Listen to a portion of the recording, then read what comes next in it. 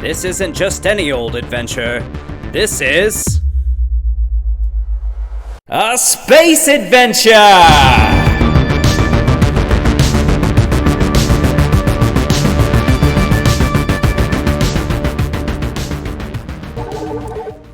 All right, and we are live here at the Emerald Dragon. Tonight, ladies and gentlemen, we are playing Space Adventure. Woo! There it is. There it is. All right, and that, my friends, is a little bit of the energy we can expect tonight. As you all know, here at the Emerald Dragon, we take our energy up to level 10. And 11. when we get there, sometimes it gets to 11 and we suffer 1 point of exhaustion. But then we keep it going and then we suffer 2 points, but then we take a long rest because we don't want to get too crazy with it. So tonight we're going to play a little space adventure. This is an episodic one-shot series.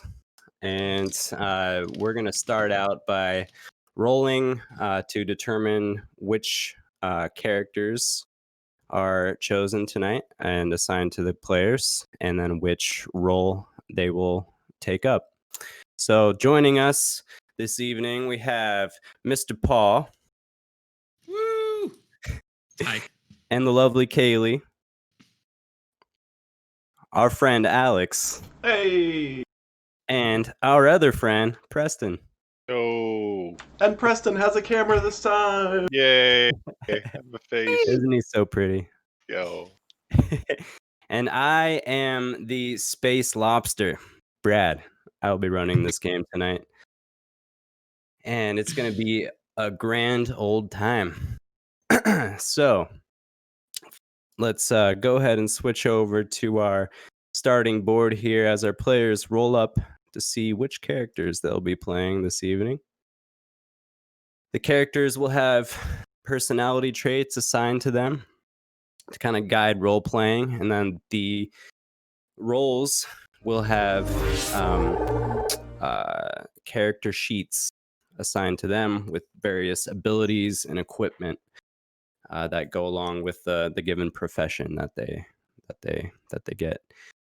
So, first thing first, Alex, I need you to flip a coin, otherwise known as rolling 1d2. Absolutely. How do you do that? By typing /roll space 1d2. It's a really beautiful function here in roll 20. It's just a number generator. You can roll any number, any sided dice. There's even 7, 13 5. Yeah. primes. Yeah, prime numbers. that. Yeah. That's cool. Alright, so I've rolled a 1. Perfect. Natural 1. First natural 1. Perfect. That means that eliminated one of the classes that you might have gotten and made a more set list. So let's go ahead and roll for characters now. Who wants to go first? Well, Me! Oh, everyone Kaylee. wants to go first. Do we have to roll off to see who goes first? I guess roll for initiative, guys. Overall. Add your real life dexterity modifier. Damn Oh, it. God. I thought I'd get 1d100? ahead by rolling 100, but it was horrible. Wait, you rolled 100? Okay. No. He still beat me. I used a negative modifier and I still beat him. Alex beat me rolling a 1d100. Alex was the only one who listened to instructions and added his real life dex modifier. I listened to instructions. He just modified the die. He rolled a d5 instead of a d20. All right, so clearly Kaylee's the winner here. So Kaylee's going to roll first. For her character, I need you to roll a d5 actually. So /roll 1d5. Okay, so I just type /roll 1d5. Correct. Space 1d5. Space 1d5. I might do this wrong because I don't know anything about code or computers, so let's see if this comes up.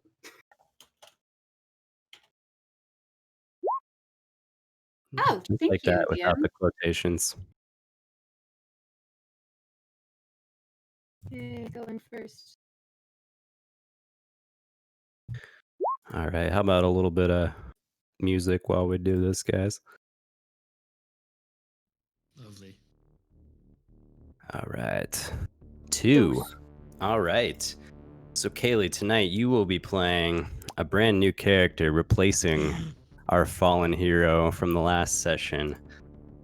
Tonight, you will be playing Rena Destray. Ooh. Wow. All right. Oh, she's hot. Oh, yeah. Oh, yeah, she is. Space Got orcs. some avatar going on there.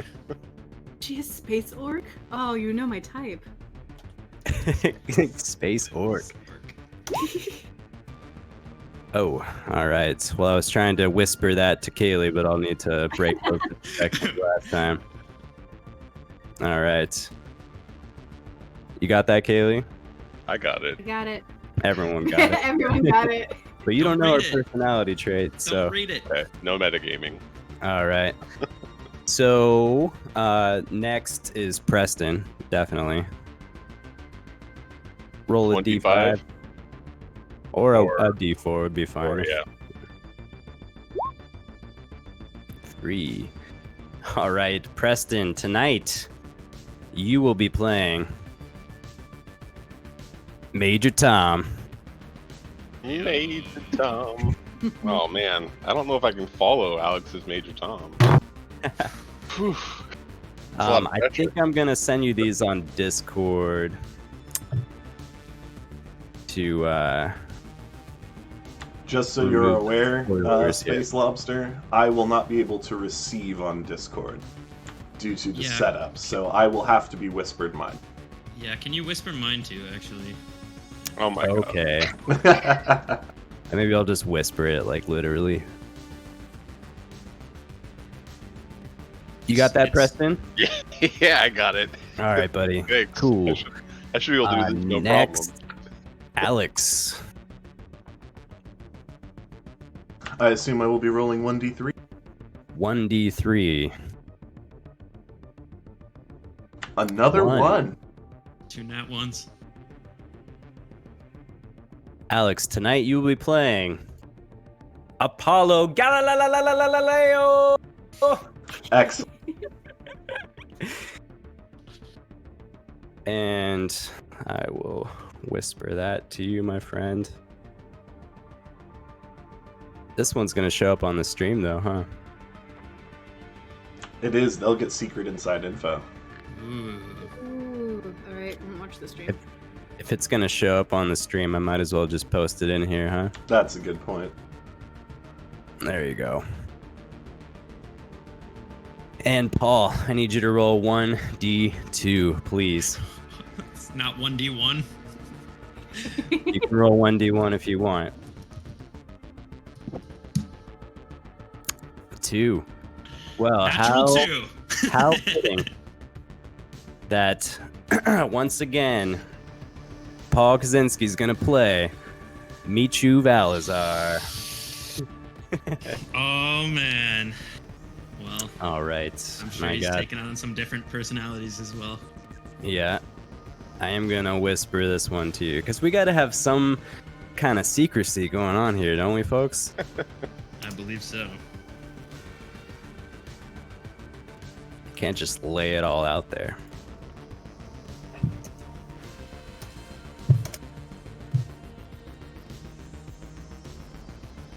All right. Boom. All right, so now we got our cast chosen for this evening's adventure.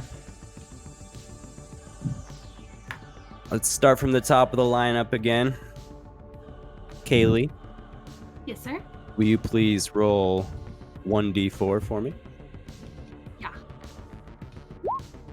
Got 4. A 4. Oh man. All right. That's pretty funny. Uh-oh. How things come full circle around. Tonight, Kaylee will be playing the Marine. Hey! Hell yeah! All right.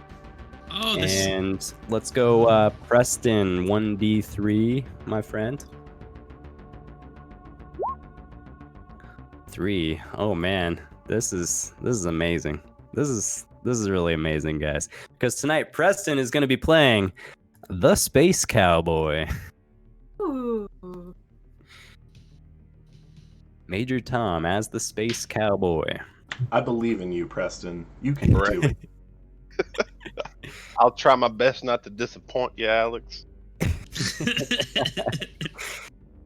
All right, and we're gonna have Alex next. 1d2, please.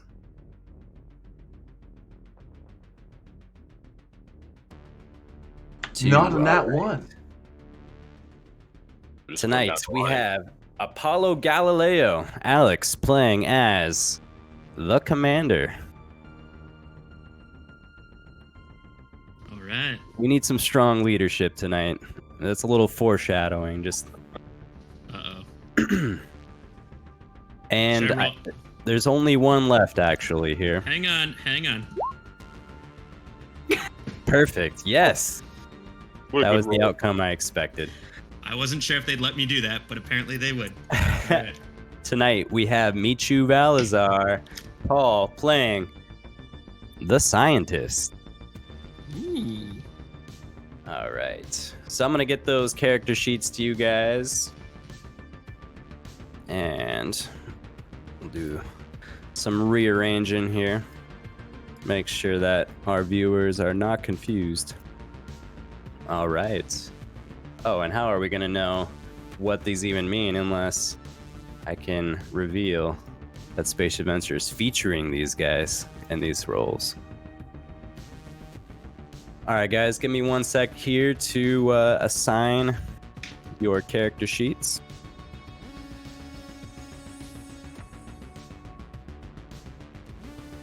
Decided to shoot big guns.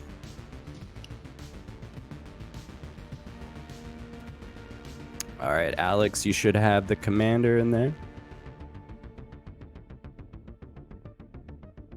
Marine, Kaylee.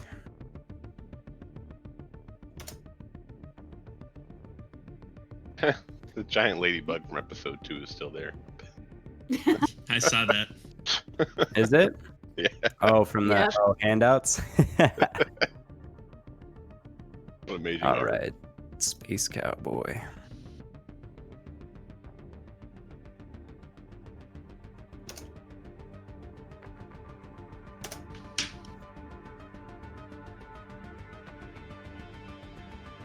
Preston, you should have the Space Cowboy now.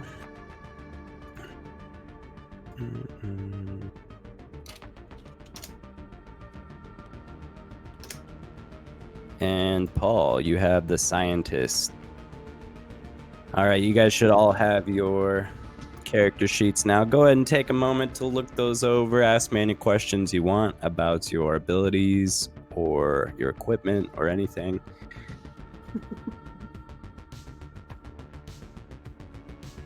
Mecha Ladybug. So good.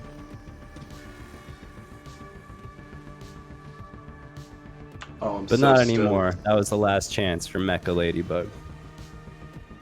I get the laser bazooka this time. Yes. I slightly remember Spartan laser cannon. cannon.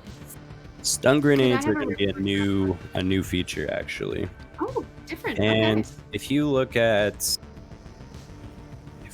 at the attacks and spellcasting, if you hover over the stun grenade, you can see there's a settings wheel next to it. And that has a description underneath.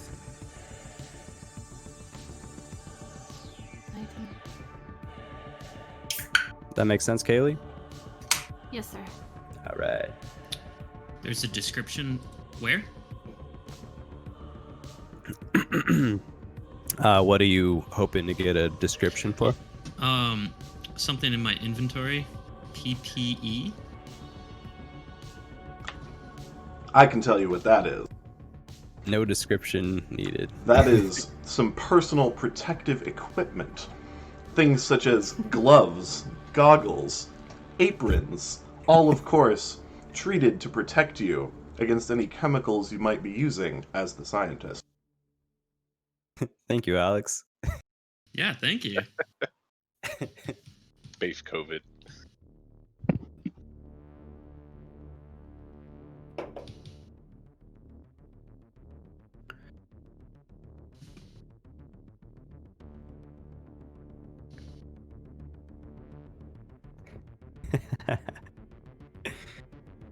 A combo.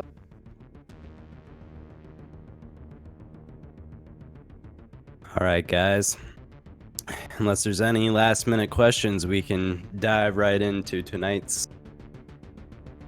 space adventure. Let's do it. Sweet. I just see here in the Twitch here. I got a buddy of mine. I gotta give a shout out to Munoz out there. Thanks for tuning in, bro. I was Keep on spamming the channel. I was considering going with the suggestion of the Needful Brad, but I like Space Lobster better for this setting. Well, tonight I will do the needful as we jump into our space adventure. So, let's get right to it then.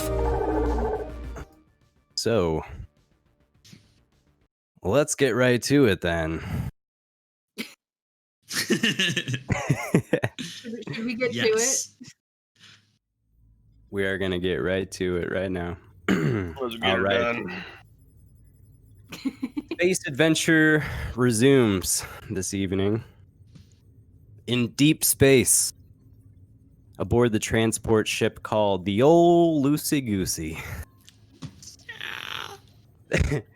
The party is 1 week into their latest mission, actually on the return leg of your journey from a routine shipment delivery from a nearby planet.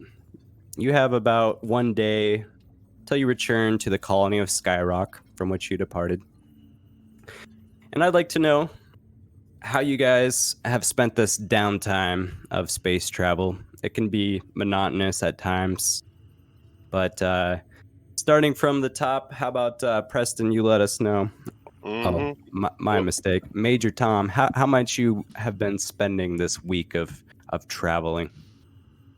Well, sure enough, when I like to take a little bit of leisurely time, I take out my Marlboro Reds and I hang out in the hangar and I look out that window pensively. Just chain smoking? Yep, just chain smoking. Perfect. And how about you, Michu Balazar? How might you be spending this downtime? Well, when we are traveling is actually my favorite time, when we're not in battles and like wasting our time doing whatever, but actually when we're just sitting in a room and I can just be there with my chemistry set, I'm actually really excited. And I've been really into biochemistry lately. I've been working with different molds and funguses, and a couple times you may have seen me come out of the room with like a green arm or a blue like fuzzy things all over, and you're like, what have you been working on? But I've been Dr. Dreadful boiling different Erlenmeyer flasks and beakers and all sorts of things in my own private room, like, or in a corner away from everyone, trying to work on new science. All right, you're on the cusp of a breakthrough, right? You can feel it. Yes. Wonderful. And how about you, Rena Destray? I am probably close to anyone who will listen to me. Just sitting there staring out the window, talking at them about my latest philosophy, and not taking any criticism whatsoever. All right. Yes, the best philosophies are the ones which have never been critiqued. Everyone knows those are the ones that build a life around. Staying power. Absolutely. No one knows better than yourself. Wiser words have never been spoken. And finally, the commander, Apollo Galileo. What have you been up to? I have been very visibly on the bridge, giving orders to our pilots who already know what they should be doing. But god damn it, I am there and I am telling them. And At one point, one of the crew actually had the audacity to question something that you told him. I will hear out their reasoning. I am a kind and competent commander of this vessel. And if their reasoning, if I judge it to be sound, then I will acquiesce. Yeah, this guy's kind of a dumbass. Doesn't really know what he's talking about. Oh. It's his first flight, and he's like, are you sure, Commander? God damn it, yes, I'm sure.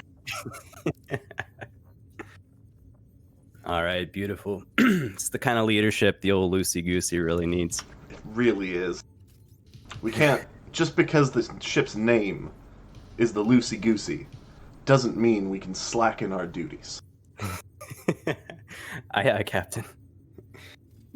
All right, so about an hour till you return to Skyrock, you hear something coming over the intercom. A little notification bell starts ringing, and when the commander presses the button to engage in the comms, you hear, Hello, this is Admiral Dick Davis. Do you copy? I copy, Admiral. Hello, Commander. How is your journey faring so far? Smooth and uneventful, Admiral. But I have a feeling that's about to change.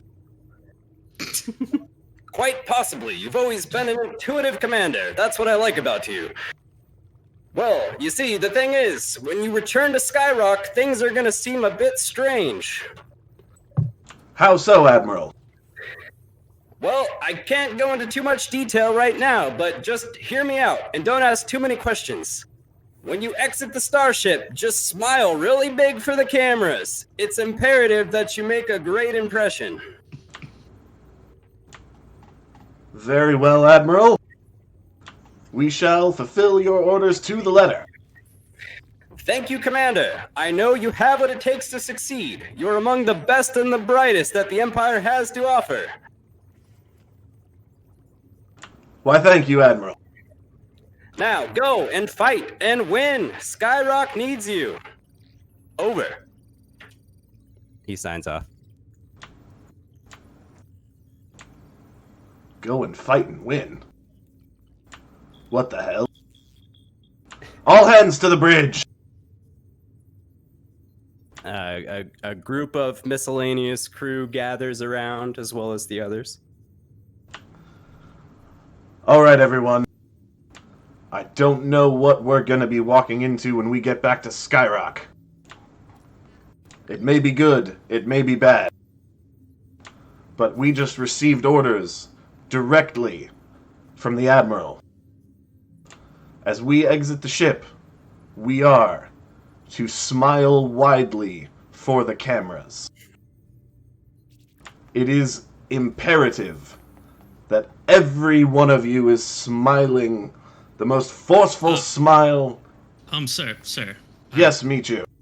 I'm not very good at smiling. How exactly should I do it? What should I look like?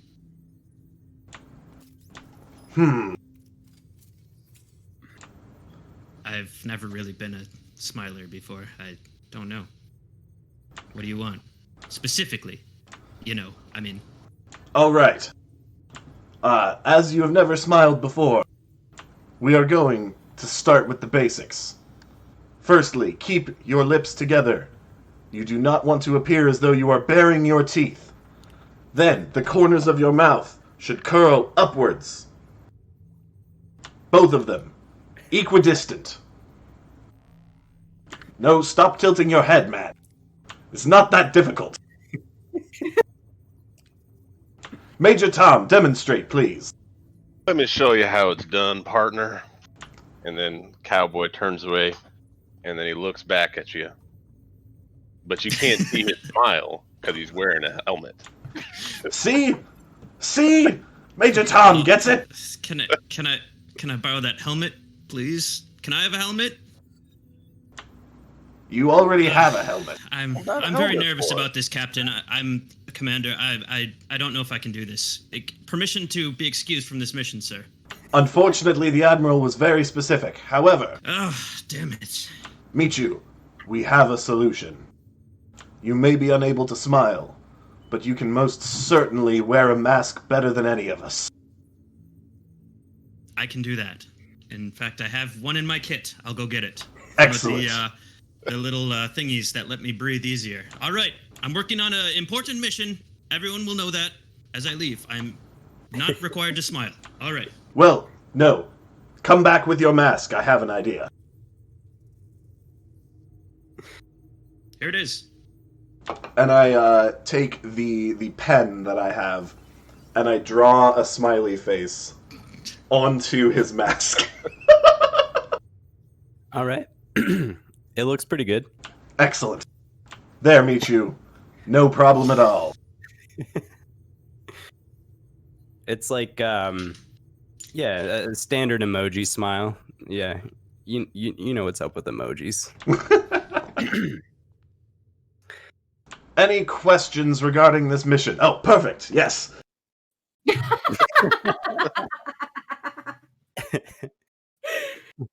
Perfect. I have a question. Yes, Rena. Why do we have to smile? I have absolutely no idea. No further details were given. Other than the presence of cameras. And I stare pensively out the window. Also, just in case, as we exit the ship, you all know, be prepared for anything.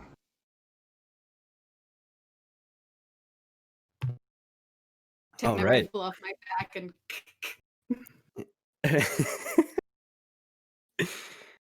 All right. So, the old loosey-goosey approaches Skyrock. You can see it in the distance, and it's growing larger, and eventually you're right there, breaking through the atmosphere and approaching the colony from afar. And as you draw nearer, you see that there's a rather large ship, which you don't actually recognize. As you come to a landing, it finally touched down.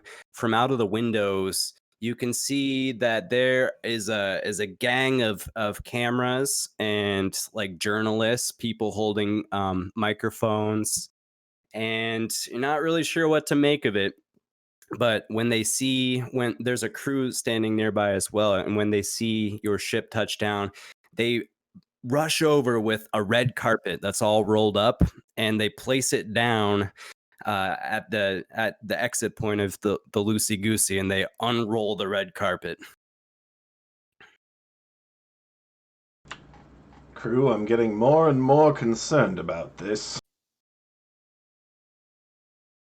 Have we done anything heroic recently?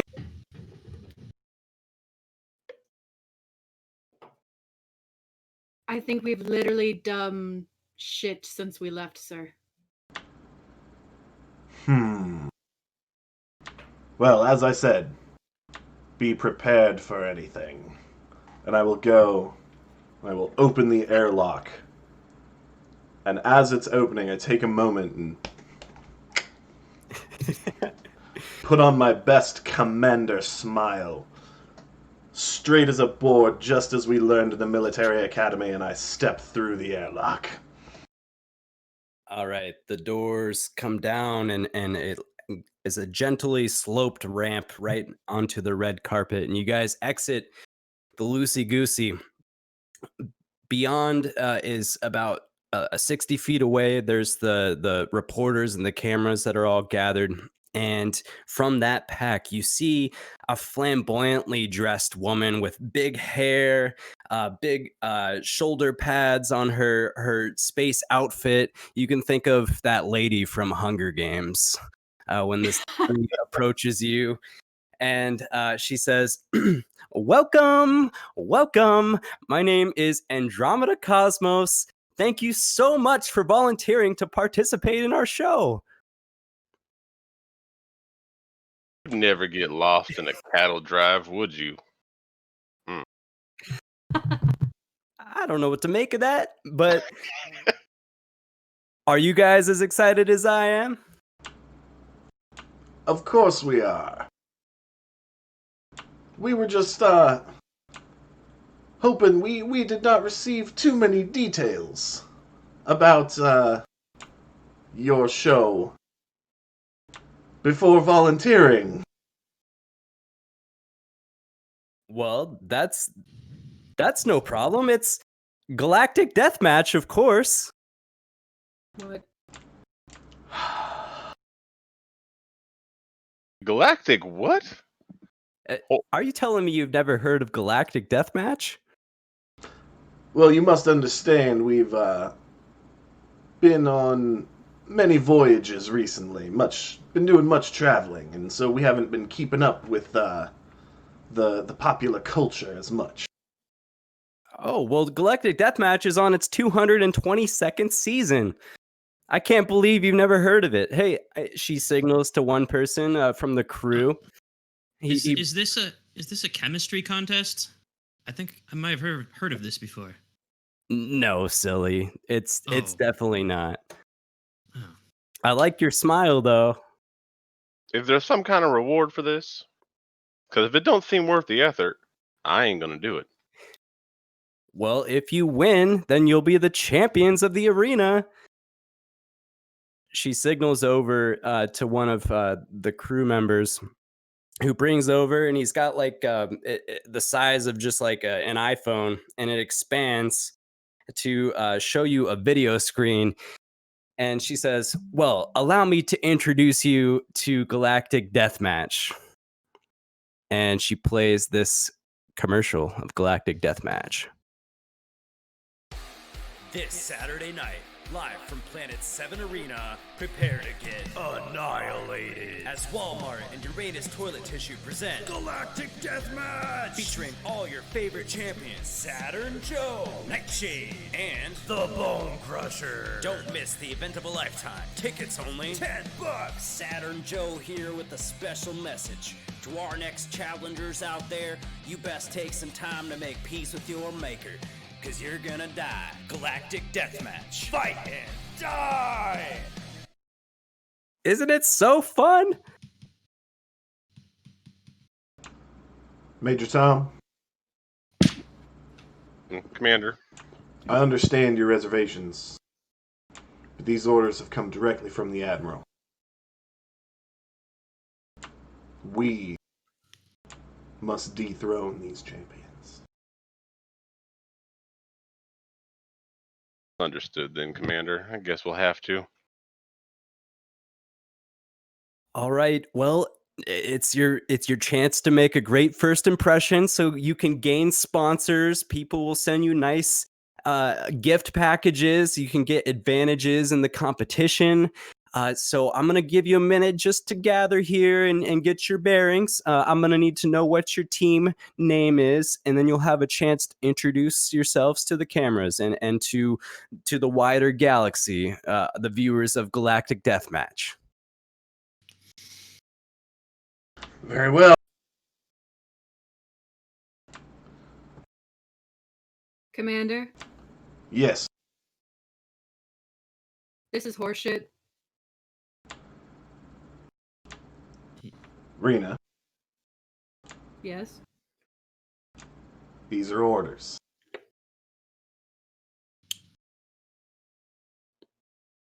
So is this like a fight to the death?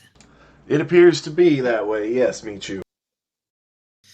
I hope you've been cooking up something that can kill some motherfuckers. Oh. have some pretty toxic molds that have, given me some bad allergies. Given like 2 or 3 years, I think they would have some serious long-term chronic problems. I don't know if we have that kind of time. Damn it. Shit, we need a name. How about the Raging Lucy's? The Raging Lucy's.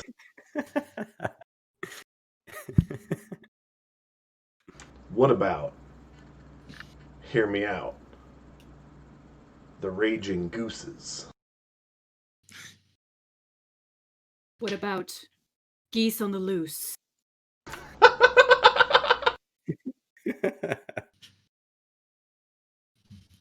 What? I think it's better than any of your ideas.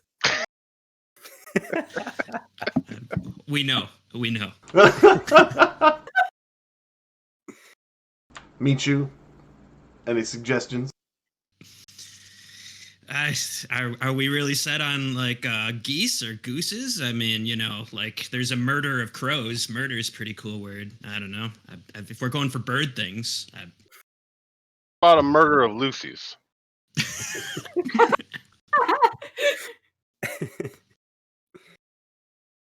I mean, I believe that would imply that we're out to murder people named Lucy.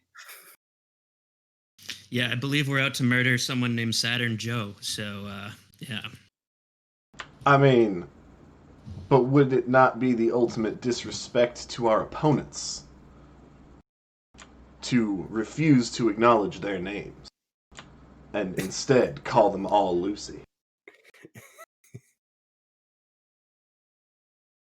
Mind games.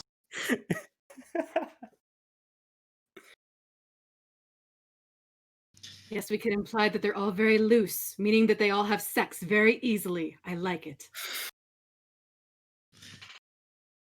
Cat's out of the bag now. Think that's Alright. going to be the term we go with. Loose gooses. Huh. Anybody going to refrain from this decision? I think, if not quite unanimous, it is at least unopposed. So, the murder of Lucy's?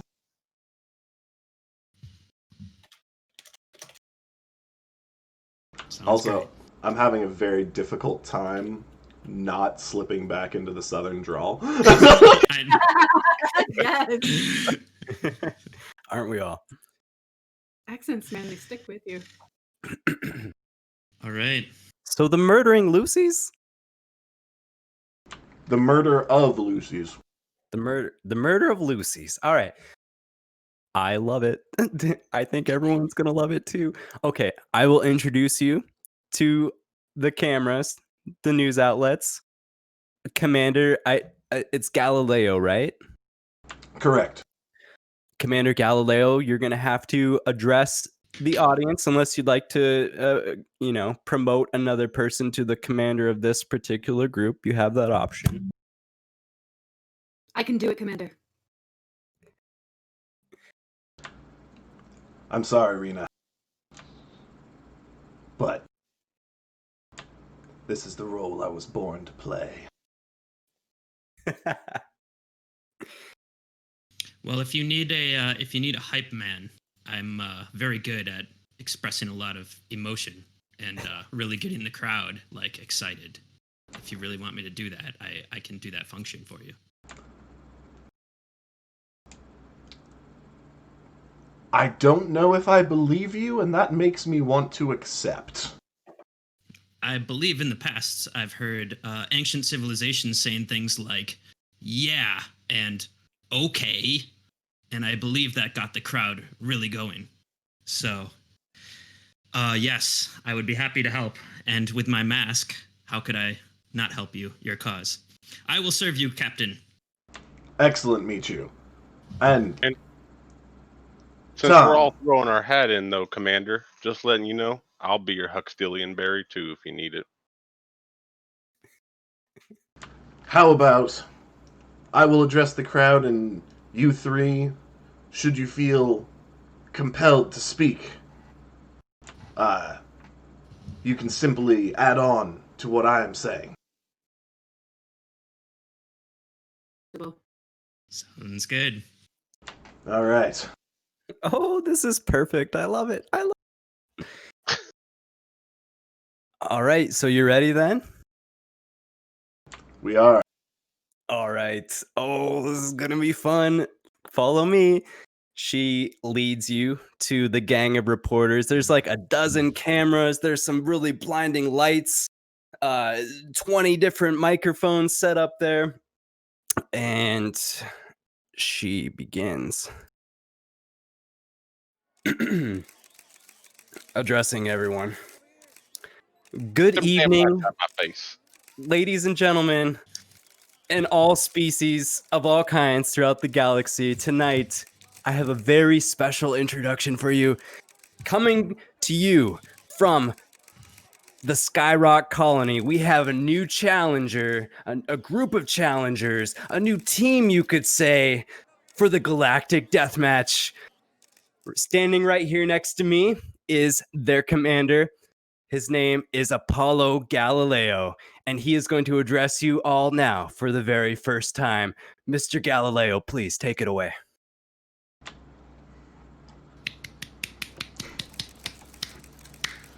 Clap! Thank you. I only have one thing to say. Yeah.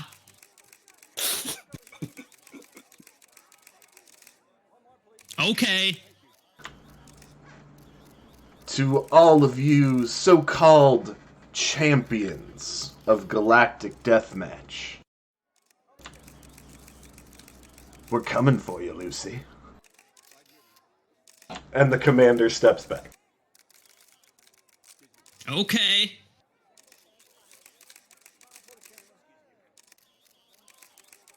All right. Andromeda Cosmos steps in front of you. Cryptic words this evening from the challengers. The murder of Lucy's. I hope you guys are as excited as I am for this Saturday. Galactic Deathmatch. We'll see you there.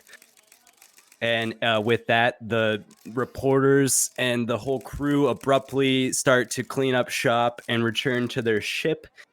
Someone immediately they immediately start rolling up the red carpet. Their production's over, so they're out of there.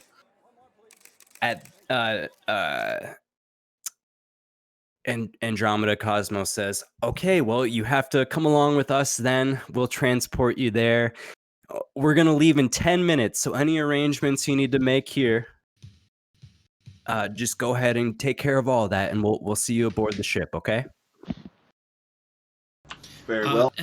What exactly are we doing? What is this? Are we fighting to the death? Or is that what a death match implies?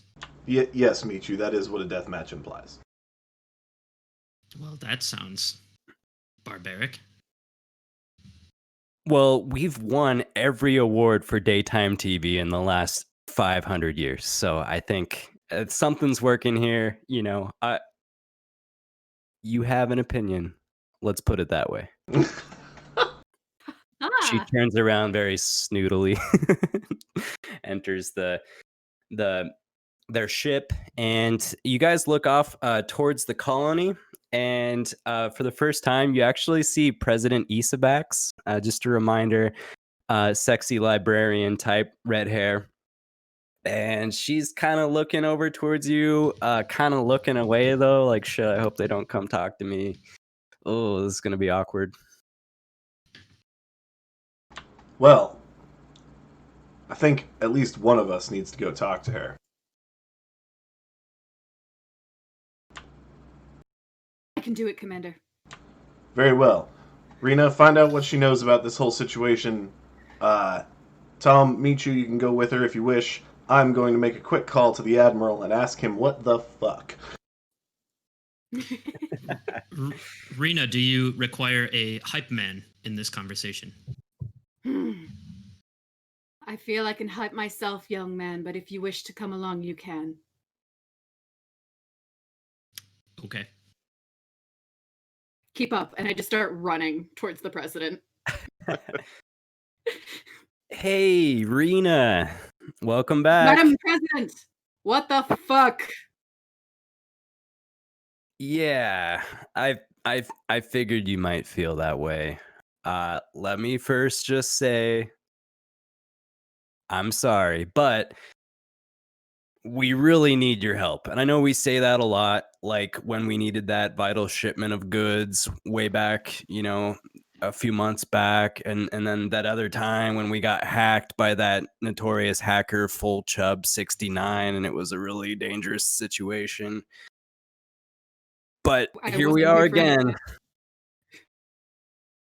Yes, this is why. Yeah, so the thing is, I guess the Empire didn't get their paperwork sorted out very well when we established this colony. And so there's something like we received a notification in the mail, and it said something about like violation of zoning regulations or something silly like that. And they said, we can either face utter destruction or financial ruin, or simply offer a tribute to partake in the Galactic Death Match. So that's kind of where we're at right now. So we are going to die because you filed your paperwork wrong? No, you guys are going to win because you are the strongest that the Empire has to offer. We have complete faith in you. Actually, I didn't want to burden you guys with this again. Like, you guys are saving us every other week, it seems like. But the thing is, we first we proposed it to Larry over in engineering, and he was like really excited about it. So he was working out and he was getting fit, but then he rolled his ankle. So we're like, all right, Larry, don't worry about it. Like, you can't participate in Galactic Deathmatch with a bum ankle, you know? And so then we talked to Richard over in accounting, and we're like, Richard, you can do this. And he was like, yeah, I'll do anything for Skyrock, anything for the Empire. You got it, President Isabax. But unfortunately, he came down with strep throat, and he's just not doing very good. He's in his room right now. He's got chills. He's on antibiotics, but we're kind of keeping him quarantined for the time being. So then we had the idea that, you guys would be perfect for this. You've saved us once. Why not 3 times?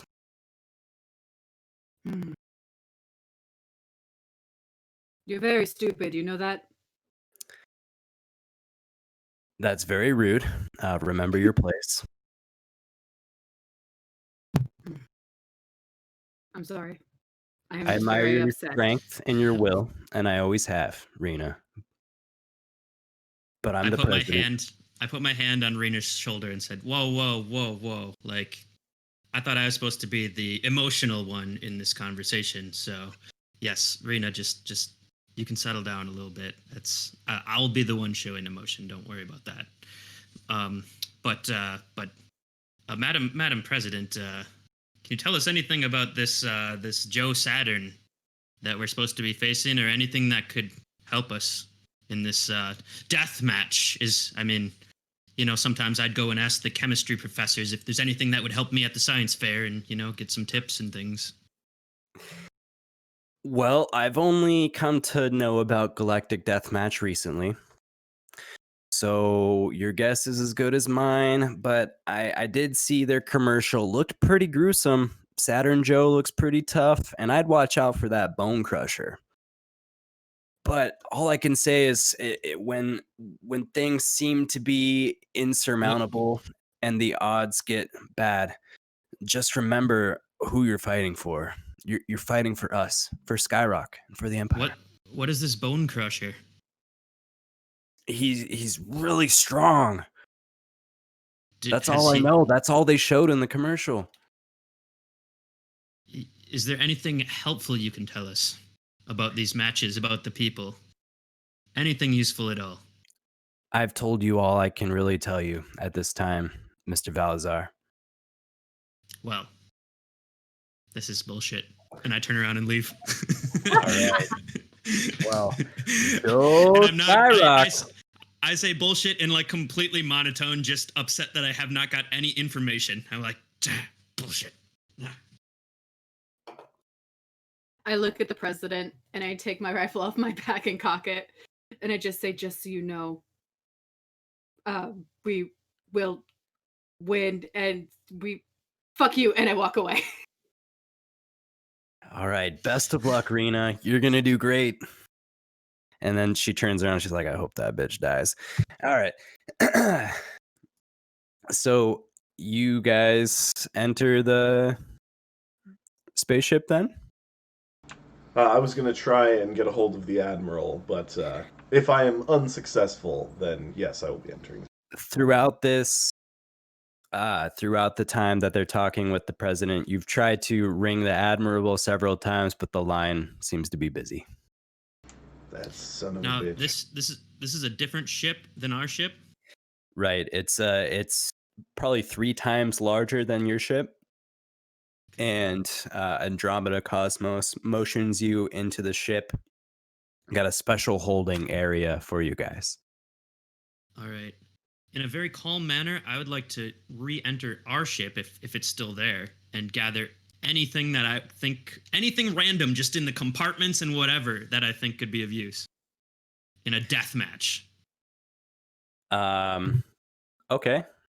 What do you think might be on a ship that you would want to use in a death match? Is there any extra weapons or armor or communicators, technology? That's where I'm starting. My All chemistry. Right. So you all have your personal equipment on you. I'd say on the ship, you guys are basically you do a lot of routine delivering, transporting cargo, things like that, and generally whatever you have on your person is enough. So it's not like equipped with a ton of like a huge arsenal or anything like that. When you enter the ship, I would say the first thing that you see are the seats in the spaceship, and you seem to recall they double as flotation devices in the event of a water landing. I will take the seat. All right. And I will wear it on my back like a 2-year-old who's swimming in a pool. Perfect. With my mask. All right. So you guys all enter the Planet 7 ship, and the door closes. You're in a special holding room. Doesn't have anything interesting, just some seats with seat belts. And the ship takes off from the Skyrock colony. And it seems to go into some sort of hyperspeed. And within a matter of hours, a few hours, you end up at this Planet 7. And when you approach Planet 7, you see a planet that's far more developed than any planet you've ever really seen before. It's like massive cities. As you break through the atmosphere and get closer, it's just like a city that goes on for miles and miles, kind of like if you fly into LA. Just like, it's unbelievable. As far as the eye can see, it's just city and streets. And eventually your spacecraft touches down, and it's right outside of kind of an open area where there's a large warehouse. And Andromeda Cosmos motions you to exit the spacecraft. And she says, all right. Oh my God, I'm so excited. This is where you're going to stay until the big show. Okay. It's a few days away. All right. So you're going to have a few days to get your bearings and get a training session in, and you can strategize. And on the third day, there's going to be a media day. Okay. And you can try and solicit more sponsorships from the audience. And after that, it's going to be the big show. It's going to be Saturday. Isn't this so fun? It's certainly exciting. All right. So she uh, leads you guys into this warehouse, and it's a very open space. There's all sorts of gym equipment everywhere, different training courses, um, just various things of all types of training that you might see. There's like a ball pit and a trampoline, and there's like arrows on the wall. uh, Many different things, and there's also a sleeping area where you guys can get your rest as you pass the days. She says, "Okay, go ahead and get your rest. You're gonna need it."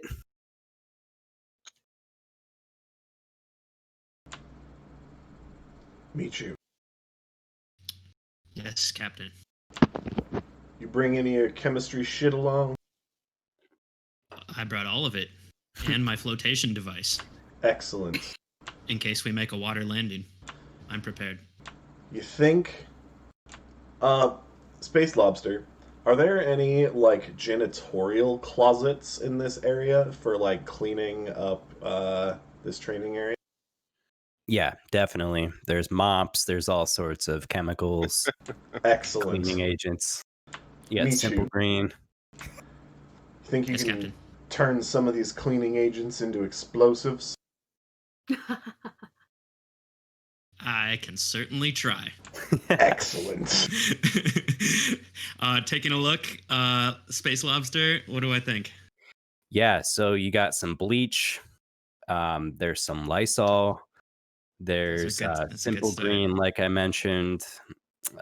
There is baking soda. Just thinking, like in my head, because I have a full chemistry set on me, on my person. Is there anything I could use these chemicals for to create more deadly agents? Because normally I'm not creating those things, but now that I've seen this closet and kind of am shifting gears in my head, what am I thinking? You think definitely, especially like seeing the bleach, you know, that chlorine is often an agent used for like poisons and other substances which might disorient an opponent or affect their respiratory system. All right, I'll grab the bleach then. Okay. The bleach and anything else in there that you might find Whatever else I interesting? think can be used as a toxin, in my perception. I've heard pneumonia is pretty good. Oh, yeah. Ammonia. Yeah, that thing. Pneumonia. Liquid pneumonia. I'll Yeah, take so the what form would ammonia come in a cleaning agent? it's liquid. Yeah, like what's like a name brand of a cleaning agent with ammonia? Toilet cleaner, some form. All right, you got some toilet cleaner in there for sure. Sweet. All right, so you're I gonna smell it and I like pass out a little bit and then I wake back up. I'm like, it's good. It's good, Captain. I'm like, maybe I should check one more time. Okay. Yeah. All That's right. good. That's good. That's strong. So making great haste was wasting no time. Um, Michu Valazar takes his science kit, his chemistry set, and sets up everything. All the different beakers are out and about. You got a Bunsen burner. You're ready to rock, and you got your chlorine bleach and your ammonia based toilet bowl cleaner. Yes. Go ahead and make a science check to see if you can make some noxious gas. All right. And is that just Oh, straight and make an intelligence? intelligence check. Yeah. Okay. No proficiency bonuses? Should be. Oh, so you do have a special ability as a scientist, right? I do. So that should come in handy. Okay. So should I just hit intelligence then? Yep, and roll on advantage with the proper scholar scientist feature. Do I hit proper scholar or just intelligence? Oh, okay. Granting advantage on rolls to perform scientific endeavors. Perfect. All right, 18. Okay, so your first go is totally successful. You believe. So you might have to test its efficacy. Um, You have a few days till showtime, but this particular concoction produces one regular-sized vial of what you believe to be noxious gas.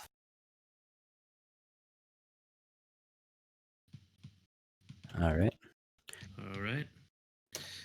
Captain, I've been tinkering here with the cleaning supplies we found and boiling and experimenting with them. I believe I've created one vial of liquid pneumonia. You throw it at the opponents, and I believe it will give them pneumonia, and they should pass out quite quickly. Fantastic, Michu. Fantastic work. Do you think we'll be able to make any more before the start of the event? I can try, but this one already took quite a while. We'll see. All right. Major Tom. Yes, Commander. How's your lasso working? Any issues? My lasso's chip and fiddle as a fiddle, sir. No worries here. But I'll tell you what. I want to find that namby-pamby lady that sent us here. I need to find a place to wet my whistle and a mechanical bull to ride. Fair enough. Where is she, anyways? So she has left this facility, but this is such a comprehensive facility that there is, in fact, a mechanical bull off to one side, and there's a fully stocked bar as well. They really want to take great care of the teams who participate here. Partner, I think they understand me here. I'm going to go over there and wet my whistle and then mount up on that bull. All right, what you drinking tonight, Major Tom? Four fingers of scotch. All right, that cowboy scotch whiskey. Sounds great. You go, you take those shots, make a constitution save real quick for me. All right, so Major Tom gets pretty drunk right away. Just pounds the four fingers of scotch whiskey and then hops on a bowl. Go ahead and make an athletics check, Major Thomas. As you sit on it, it immediately triggers. It triggers the bull and it starts bucking you.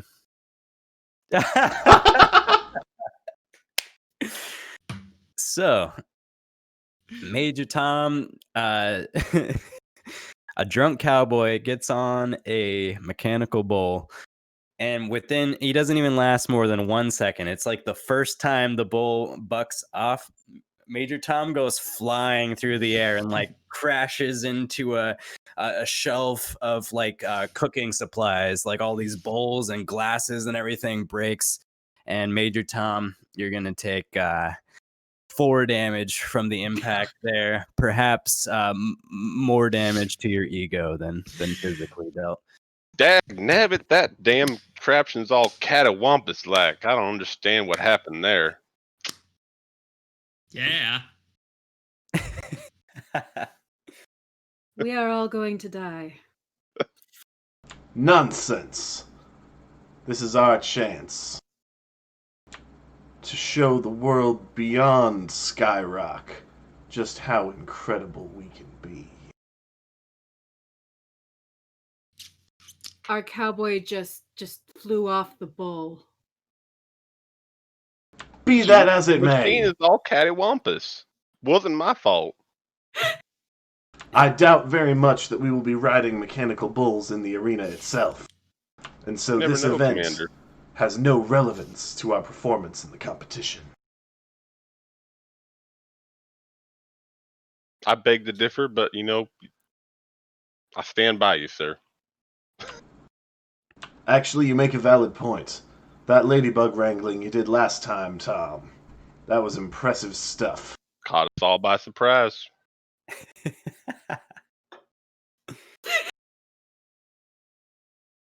All right, guys, unless there's anything you want to do on this first day, let's take a quick break and we'll jump right into our preparation days for the Galactic Deathmatch. All right, welcome back to the Emerald Dragon. Tonight we're playing Space Adventure Our heroes have been thrust into a galactic death match, mostly against their will, and now they will prepare in the days ahead for the final event. So we'll jump right back into it. So you guys awaken in the morning. How do you think you guys might have slept that first night? My butt's a little stiff. I think I pulled something, damn it. I was very restless, having nightmares of the past. Not good. I slept great. Same as I always sleep. Didn't sleep so bad myself. All right, perfect. So you guys wake up and in this little kitchen area, there's like a juicing machine and all this stuff. Everything that champions would need to be in top physical condition. They've got it all there provided. The space cowboy would be super happy to see there are some beautiful steaks ready to go for breakfast, lunch, dinner, anytime. I imagine Michu Valazar would be super excited about these certain food products which have ingredients labels that actually go off of the packaging. It's just like That's important. All Low kinds carb. of scientific stuff. Yeah. Food made in a laboratory is always the best and most nutritious. Just remember that. So Rena, there's like combat rations and things like that. There's also like, you know, all the normal stuff. How does the Marine actually like to treat herself diet wise? The standard food packs. I don't really know any other way. And coffee. Way, way, way too much coffee. Perfect. So there's a can of Folgers there ready to go for you. I chew on the coffee grounds. When you approach Rena, she's way more hyped up and ready to go for the day ahead than you guys are. And Let's go kill some Lucy's.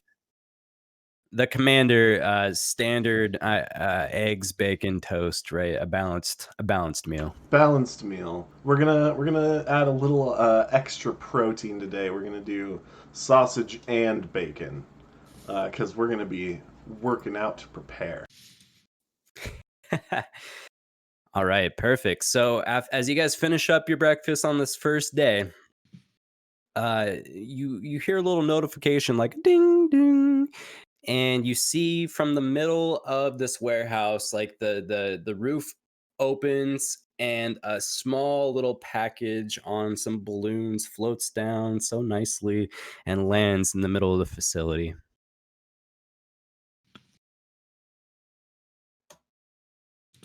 It's Amazon now.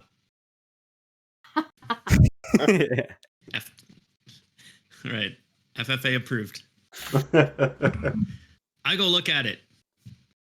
All right. It's a package about this big. Does it have a label? Yeah, it's black label with some blue writing, blue and white writing over the seams. What does the writing say? Amazon Prime, baby. No, we're not sponsored, but we will be. Of course. That would be quite the sponsor. Free Amazon for life. Captain, I pick up the package and I bring it back to him. I believe this is maybe for us. It just fell from the sky. Well, open it, man. What are you waiting for? Okay.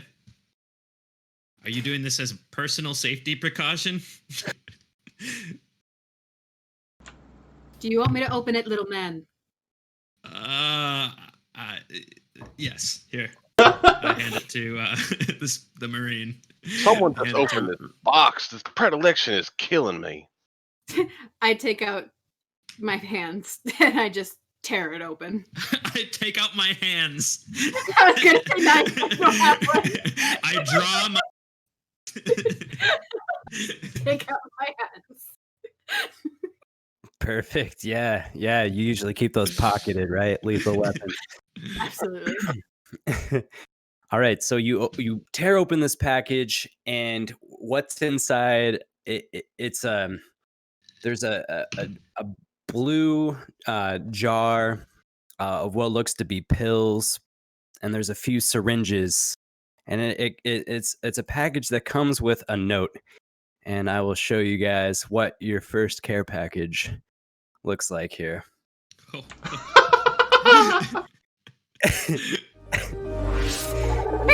Rude.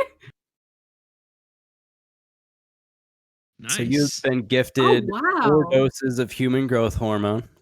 Okay. The note reads, "Your team looks weak. This should help. Good luck, Anonymous." So anyone Well, who'd like to consume a dose of HGH, you'll get 25 hit points added on to your hit point maximum.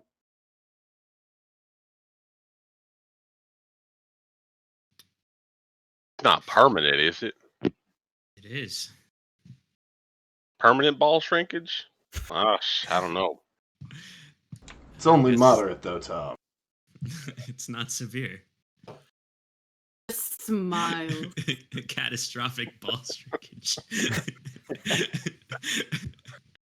Don't want your balls to be all cattywampus.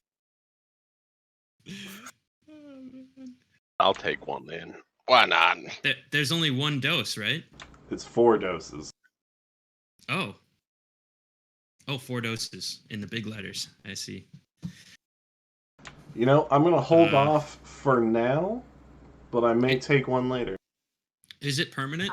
I Space Lobster DM? It'll be permanent through the remainder of this session. Okay. What do you think, Captain? Well, I'm going to be honest, Michu. You're more of a scientist than a soldier. Let me put it that way. That's why I wasn't sure if I should be the one to take one or not. Well, let me put it this way. If we run into the Bone Crusher and he grabs you, you're going to be worse off than if he grabbed, say, Rena. That makes complete scientific sense. I won't order you to take it, but I mean, You think I should? I don't want to see grab you. one. I grab one and just shove it in my arm and hit the trigger. All right. Anyone who'd like to either swallow the pill or shoot the syringe or both, it counts as 1 dose, and you can add the 25 hit points to your hit max. I take the syringe and slam it into my leg like an EpiPen. That You more become than doubles. noticeably more bulked after you consume these 2. My philosophy is always be stronger than you were the day before. This effectively doubles my hit points. Leave that last syringe in the fridge. Captain, should I do 2? Well, I haven't decided yet if I'm going to take one, Michu. I'm kidding. I'm already feeling this weird emotion. I don't know if I like it. One more question, DM. Space Lobster. Have I heard of either Saturn Joe or the Bone Crusher in anything like news articles or just hearing things on the radio or anything in my knowledge of like kind of keeping up with historical things? Sure. I guess the scientist might be pretty tuned in with like the in the electronics field and things like that, just as you tinker maybe different programs they're on in the background. So go ahead and make a, let's say, a history check.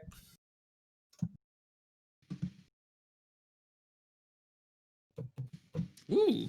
All right. So the name Saturn Joe does stand out to you.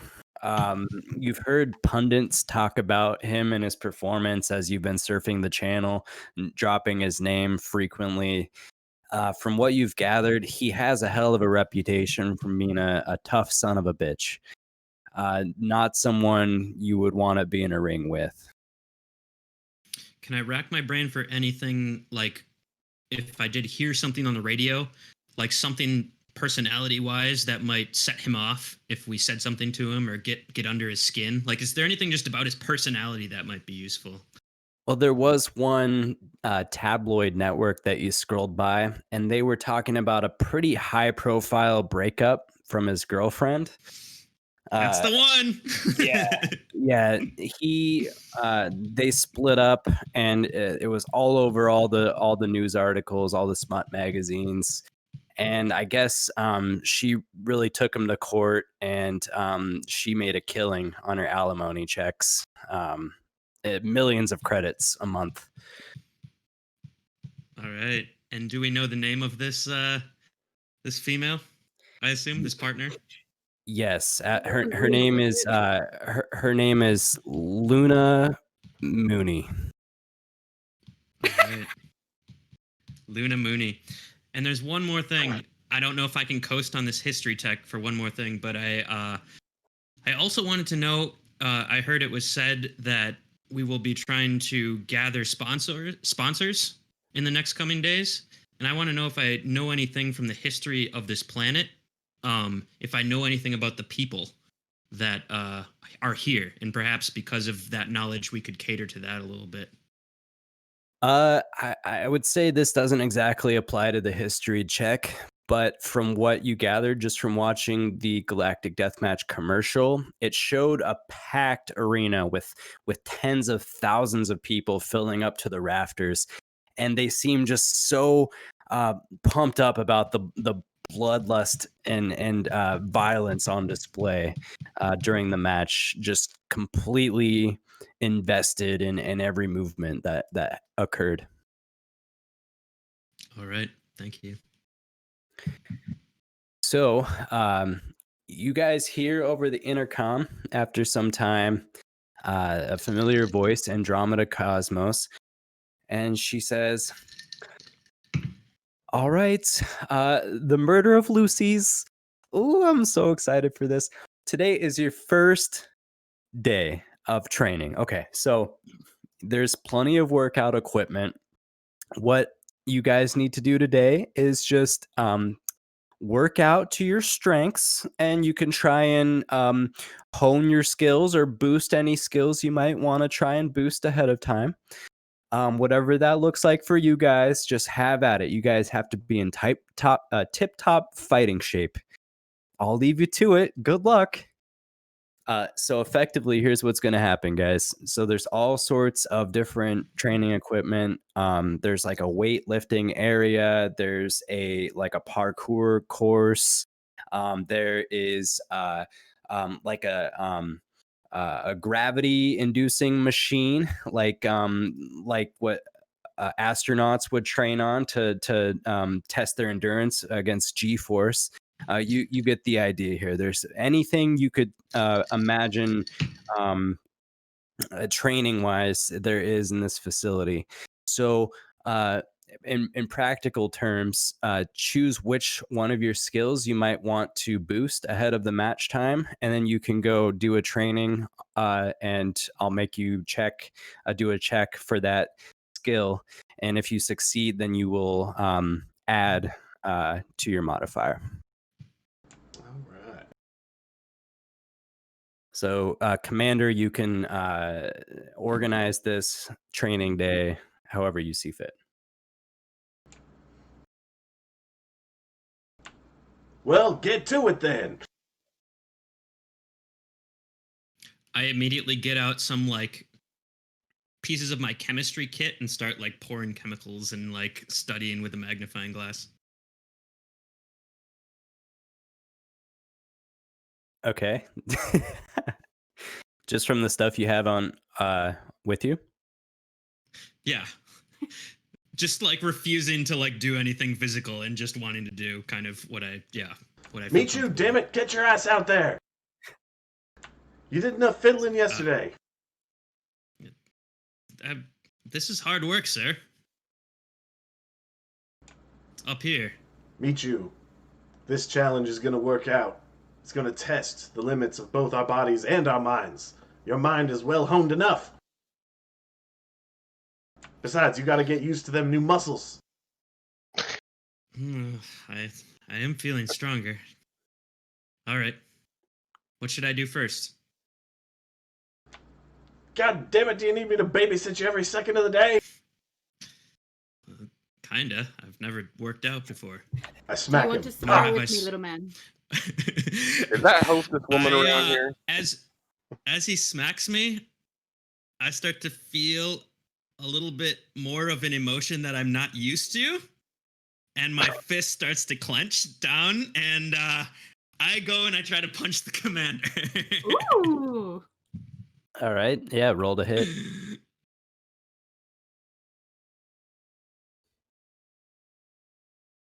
All right. You don't hit the commander. Oh yeah. He just easily Ah! knocks you out of the way. But as you miss and you follow through, your eyes set sight on a boxing ring. There's gloves off to the side. And you could take this to the ring if you want to do a little ring training and boost either dexterity or strength. I'm sorry, Commander. I've never hit someone before. Did I do okay? God damn it, get your ass in the ring, Michu. Haha.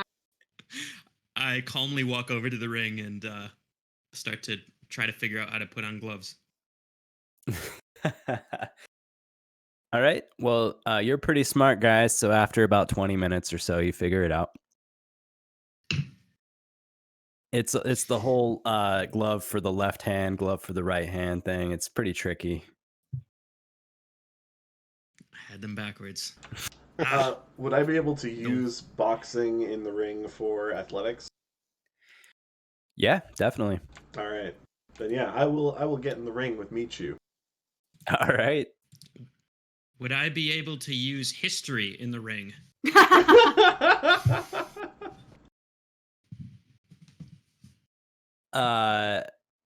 What exactly? Tell me what you would gather from history that would possibly grant you advantage on whatever you're trying to do in the ring.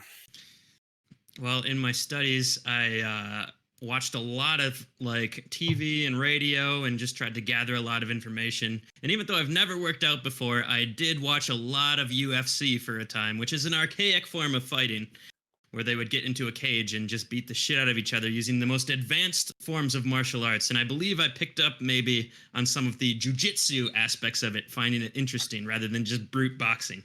All right, make a history check. Come on, baby! Nerd. All Come on, jujitsu! Yeah, definitely. Yeah, it wasn't so much the raw physical action which you observed, which informed your fighting style. It was definitely just Joe Rogan's commentary that really broke it down for you in easy to follow terms that you could understand it, even though you've never been a fighter or don't know anything about that world. All right. Full guard. Half guard.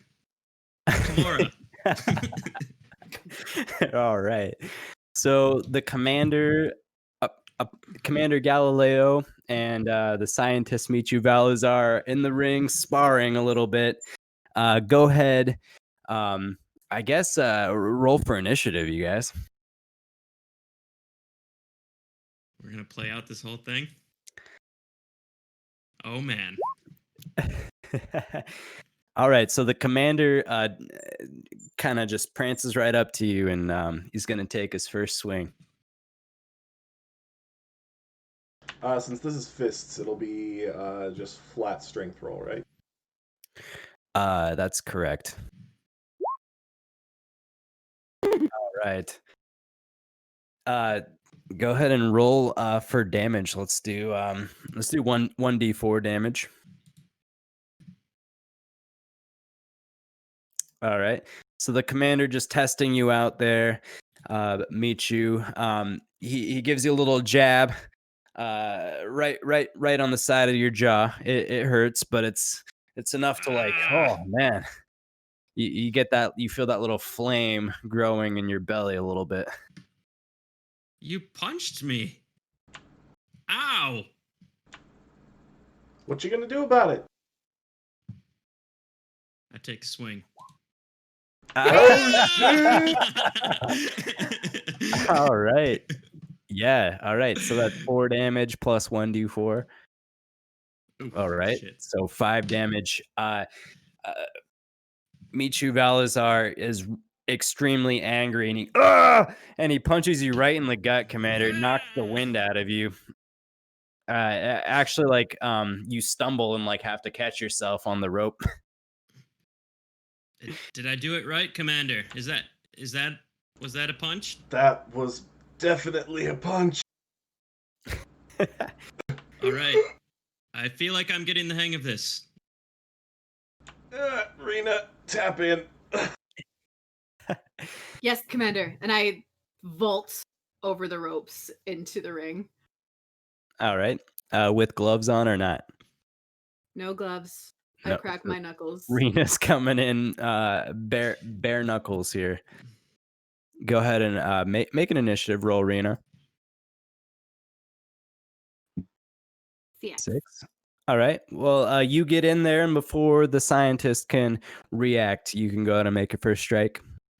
Okay. What the hell? It's a flat strength check, you said? Yeah, D20 strength. Could we say this is athletics? Sure. Cool, because I get advantage on those. 17. 17. I think that definitely hits. Go ahead and roll 1d4. All right. So Michu, the onslaught continues. You get another pop on the other side of your jaw there. You take that and go ahead and roll one more time for an attack. Michu.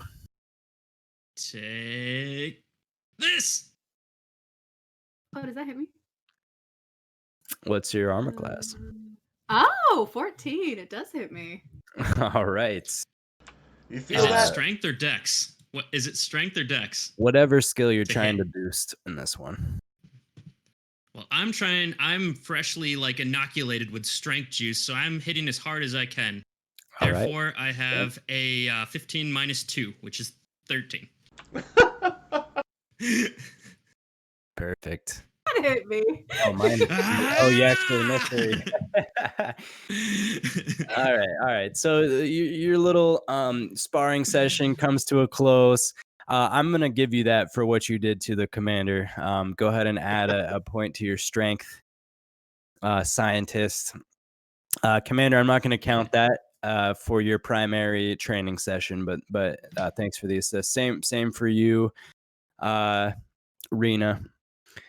DM, sir, may I have 2 points to my strength? Otherwise, it will not affect my scores at all. Sure, that sounds fair. Okay. Assuming I'm not getting more strength, but maybe I can. I don't know. All right, so Michu Valazar, the scientist, is like more pumped than you guys have ever, more animated than you've ever seen him before. Michu, you feel that? You feel that? You gotta use it. You gotta channel it. Thanks, Apollo. Hey, that's Commander. Sorry, I don't know what came over me. This is weird. Oh, okay. I just hope we don't die. I like you when you're like this little man. I don't know. Whatever's useful in the fight to come. Hey, one sec, Paul. Did you get the whisper I sent you about the little noxious gas that you made? I did. Okay, sweet. So you have that in your equipment now. All right. I do. Space Cowboy Marine Commander, What's your training sesh look like? I gotta ask. Go on. Oh, sorry. My connection fell when you were describing what was in the room. Do you mind briefly repeating? There's pretty much anything you could think of in the way of athletics here. So take what I've described thus far as a general kind of thing, and just assume there's probably going to be anything that you're looking for. Beautiful. Mr. Cowboy? Hostess at. I'm gonna give another try at this mechanical bull here. Think I just wasn't feeling it, and they need to carbonate that thing a little better. It's not set up to my attunements.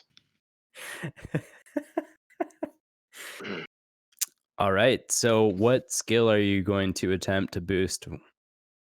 Dexterity. Dexterity. All right. So this time, go ahead and roll for acrobatics.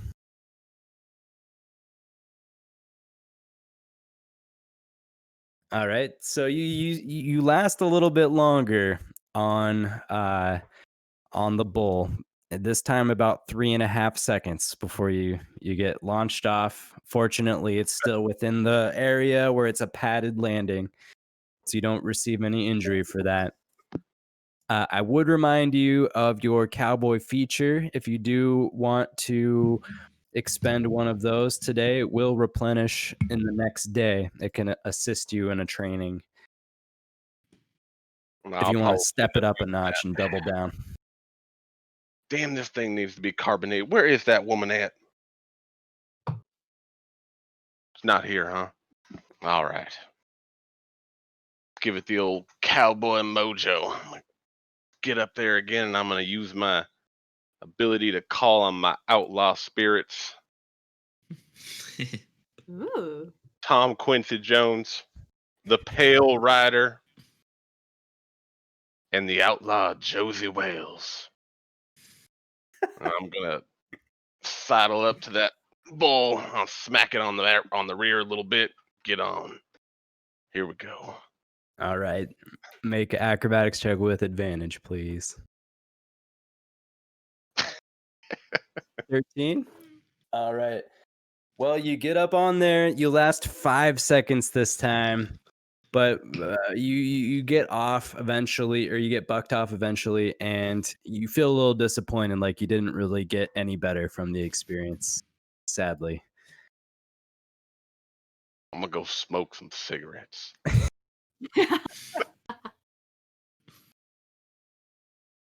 All right, Marine Commander. I am hoping to find an obstacle course that will allow me to dexterously run through while shooting moving targets. Okay, yeah, there's a parkour course, and off to the side there is a little shooting range with the little paper targets, and they're on little what would you say? Just moving little mechanisms. Yep, little cables with the clips just moving back and forth. Yeah, definitely. Perfect. So you're gonna run through the course and try and shoot these targets. Absolutely. Okay. So what skill are you trying to boost? I am hoping to boost my dexterity. Perfect. All right. Go ahead and firstly make an acrobatics check. We'll do a series of 3 checks here. Beautiful. Acrobatics, I do have advantage in that. All right, 21. So the first thing is like this pretty steeply sloped ramp. You slide down like you're stealing second, pop right up and take a shot at the target. You look awesome doing it. Next up, there's a really large platform that you need to jump on, and then over this pit that has like some spikes in it. Go ahead and make another acrobatics check. I run up and backflip over it. All right. And I do have advantage, so that is 23. Sweet. Yeah, you get up on top of this platform and you backflip majestically over this spike pit, turn around and fire another shot right in the heart of this paper target. The next obstacle in front of you is a flaming ring that you must jump through. Go ahead. I get out my plasma pistol and take a shot while she's going on her last obstacle. And I'd like to use my scientific ability, physics major, as a bonus action. Hey. What are you trying to hit? I'm trying to just like provide some extra difficulty to her last challenge. All right, so there'll be a laser beam coming through the flaming ring as you jump through it. Perfect. Natural 20. Holy shit. Okay, what do I do? You're gonna roll I don't know if it'll acrobatics disturb you. on advantage. Okie dokie. All right. Well, you jump through the ring and it looks awesome. And just when you're about to get on the other side, this beam like clips your heel. And you feel this pain in your foot. But you shake off that pain and you take your last shot at the moving target. A perfect hit again. You don't exactly know where that came from, but you do feel more dexterous from this training exercise. So go ahead and add a point to your dexterity. Could I request the same thing as our scientist and go up by 2? Otherwise, it doesn't affect. Whatever it takes to boost your modifier. Many thanks. I go through the flames and I do a cartwheel onto the floor and land kind of like Superman. And I look up and growl and try to look and see where that laser shot came from. All right, make a perception check. I have my pistol and I walk right up to you. Okay. Can I still make a perception check for fun? Sure. Please now. I tried to hide my pistol.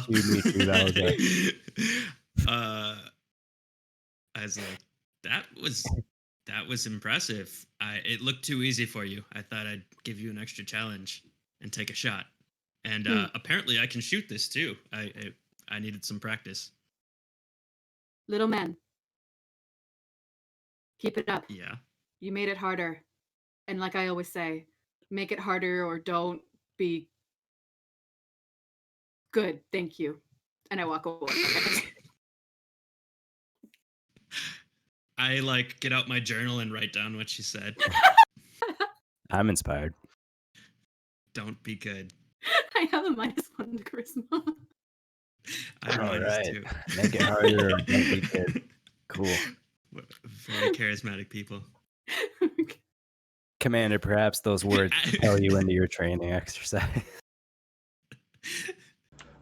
Just to confirm, for my own clarity, these will be attribute increases, not skill increases, correct? We're gonna, whatever gives a plus, an additional bonus to your ability score. Okay. Yeah. All so right. if your strength is already +4, then it would be +5. Dexterity. Okay, yeah, no, but it'll affect strength rather than athletics per se. Yeah, and then so athletics should receive a boost also from boosting strength. Yeah. Then I would like to go pump some fucking iron. We're gonna get in there. We're gonna hit legs. We're gonna hit biceps, triceps. We're gonna hit chest, get some bench on, get some rows. All right. Fucking yeah, we're going all in on the weights. Nice. So the commander plugs in his little earbuds. What's your workout playlist sounding like? The workout playlist is definitely all like mid-2000s pop punk. Like All Time Low and fucking all that shit. All right. Green Day. I chime in with the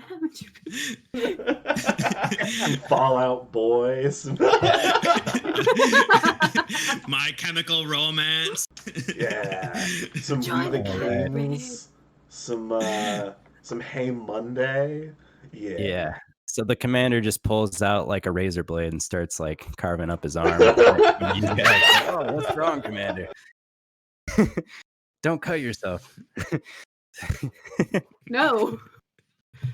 All right, just kidding. That didn't happen. Cutting yourself is bad. Don't do it. All right, Please don't. Commander, you get an hour-long workout. So go ahead and I want you to make 3 athletics checks for me as you move from the squats over to the bench, over to the rowing machine. First, we got a 10. All right. Next, we got an 8. And for this last one, because I know I haven't been performing as well as I feel I could, so I'm giving myself a hype talk. Like, no, Commander, you fucking got this shit. You're stronger than you know. You're stronger than what they've seen. You just gotta show them. You just gotta show the world how strong you can be. Absolutely. To give myself a boost, a bonus on this next check. Yes. So you'll have advantage on this check. You're going to need a 19 or higher to. Nope. Only a 16. Just short. Well, you get your workout on, and you feel pretty swole after, but not that swole. I knew I shouldn't have skipped the pre-workout.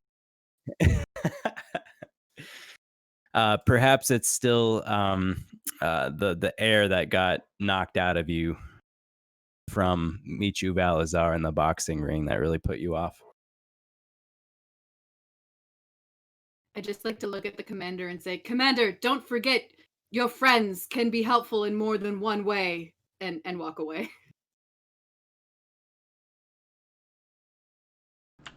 She makes a valid point. I write that down as well in my journal. She's so how does she do it? God, why can't I be like that?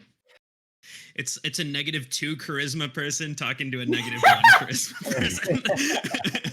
Like, Just 2 idiots. Those one-liners are so good. Talking to the +4 charisma person.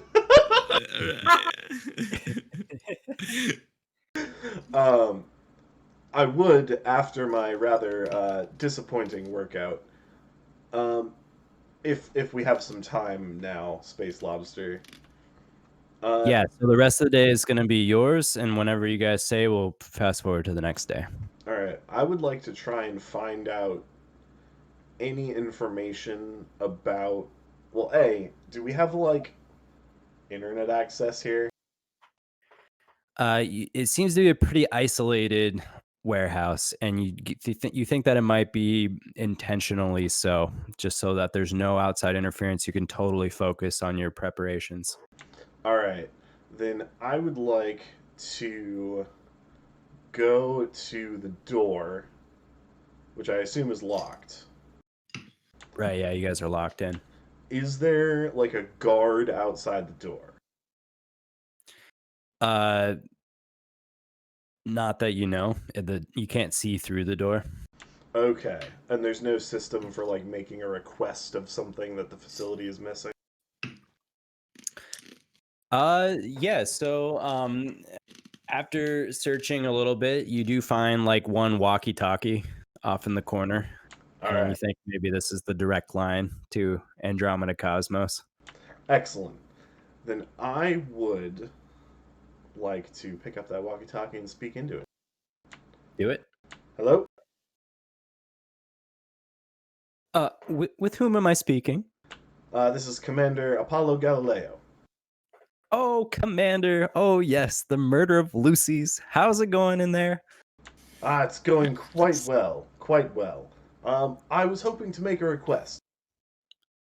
Sure. What do you need? I was hoping if you had any previous broadcasts of the show. As I said, we have not seen much of it. Any previous broadcasts that featured our opponents. I was hoping to just at least get a look at what they looked like. Well, you'll come to know soon enough during the media days. You'll meet them there for the very first time. I can't offer you past broadcasts because opposition research at this stage is strictly off limits. You would have had to tune in. I understand there's the whole pay-per-view thing. It's kind of difficult. The NFL owns the rights still. Sorry, only DirecTV has Sunday Ticket. Yeah, we did try that out one time, but yeah, it's just not doable. The likenesses are already owned. You understand. Of course, of course. Well, thank you anyway. Good luck out there. Damn it. All right, we are back here at the Emerald Dragon. Jumping right back into Serena space is a big, adventure. strong Our Marine. heroes have Would just you finished possibly a be familiar training with the day name to Saturn boost Joe and or hone bone their crusher skills from in her anticipation time for the big on the field? event coming up in a couple days. Not a clue. So Not a clue. your training Okay, day totally unfamiliar. concludes. Got it. You Strictly wake in up the in the realm next of morning, entertainment. and this day Beautiful. is a free day just Not to worthy opponents. discuss combat strategy, to prepare for the media day, how to solicit more sponsorships. You should, for the media preview, you should determine ahead of time two members of your team to showcase skills in front of the media. Two members to take questions from the media, and finally one member to make one final pitch to potential sponsors out there.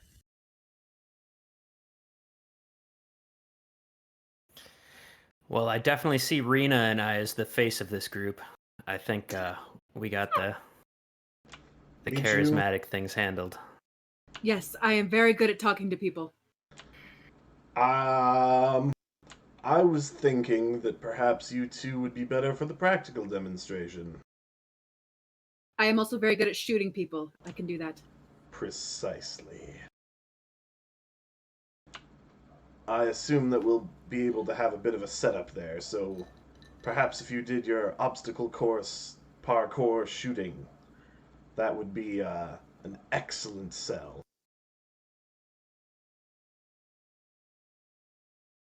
Are you saying that I'm not good at talking, Commander?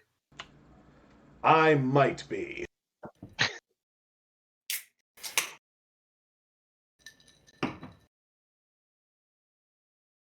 Fine. I will shoot things instead. Major Tom, Yes, Commander. where do you think your talents would lie?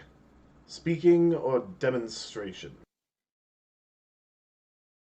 Well, to be perfectly honest, I'm still kind of a stewing about that damn bowl. But yeah, I think I can do a little bit of what is it called? A John with the people, you know. I'm feeling a bit more social today. I think I'm done with training, but you know if that's what they call that around here in these damn facilities. Yeah.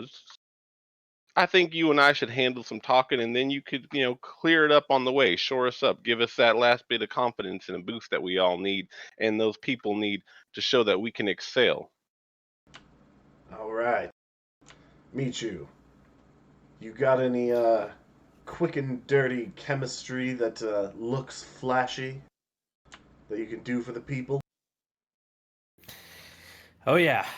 I'm pretty sure with the kit I have, I can handle the pyrotechnics. I can also shoot Rena again. I believe that added to the danger of the test she was trying to pass. It That most was certainly pretty Big. exciting. Mm-hmm. I shot her right in the ankle. That's right where I was aiming. Maybe I just want you set to know your I did not laser- take any damage. Well, it was right where I was aiming. So,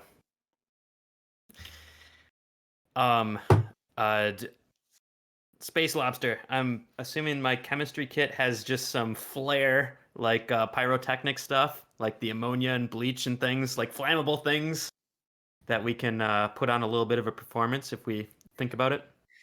Definitely. Yeah, I believe the substance is called pyrite, if I'm not mistaken. Highly flammable. All And right. explosive and deadly if not contained properly. But today is I a can great jump day through for it. preparations. If you'd like to make any other weapons, any other concoctions, today's your day to try. Okay.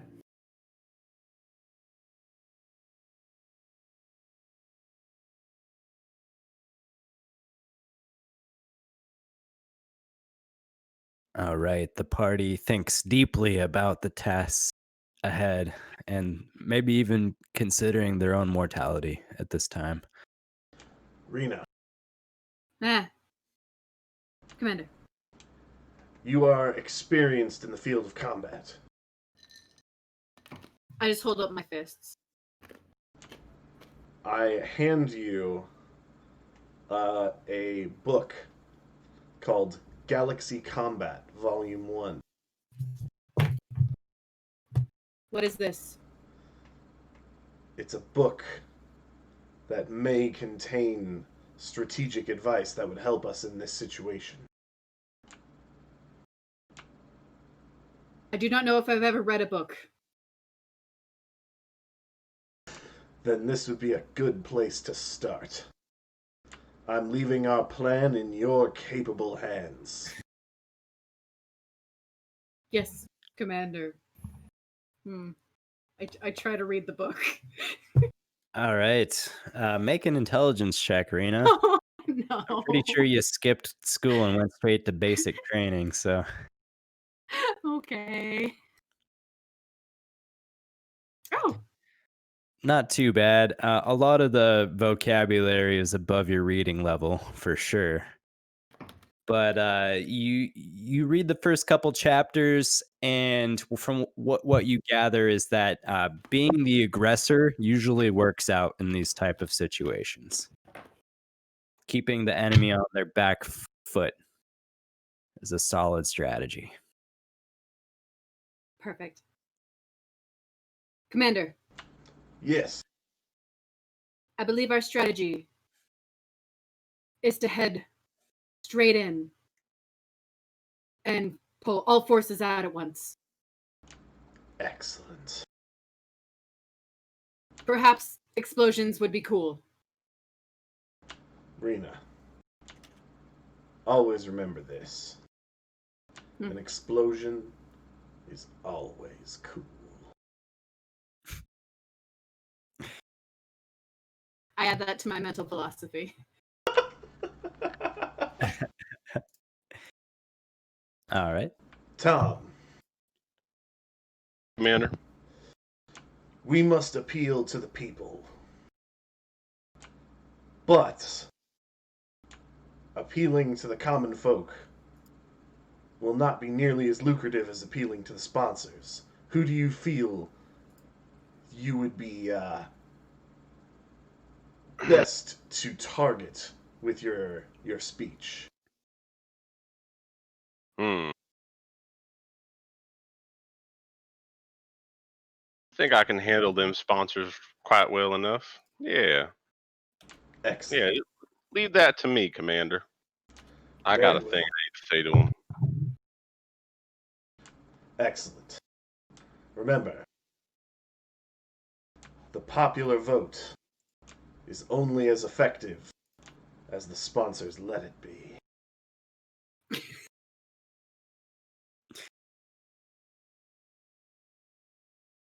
Meet you, Sure, your chemistry going well? Yeah. Can I get my chemistry kit together? Do I have any pieces of copper to make some like green pyrotechnic fire?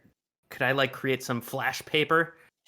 And I'd also like to create anything that would make like a boom, like a boom, like one of those balloons that they fill up with. Is it helium? Yeah. Sure. Yeah, all those things.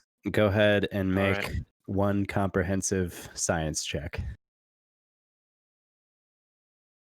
with advantage because you With- are the scientist. All right. 21. Oh yeah, with advantage. It was just the first roll. Sorry. 19. Yeah, Okay. I rolled- Yeah. That's great. Yeah. So what you end up with is like one of those full badass kits that you would procure at like a Indian reservation leading up to the 4th of July. All right.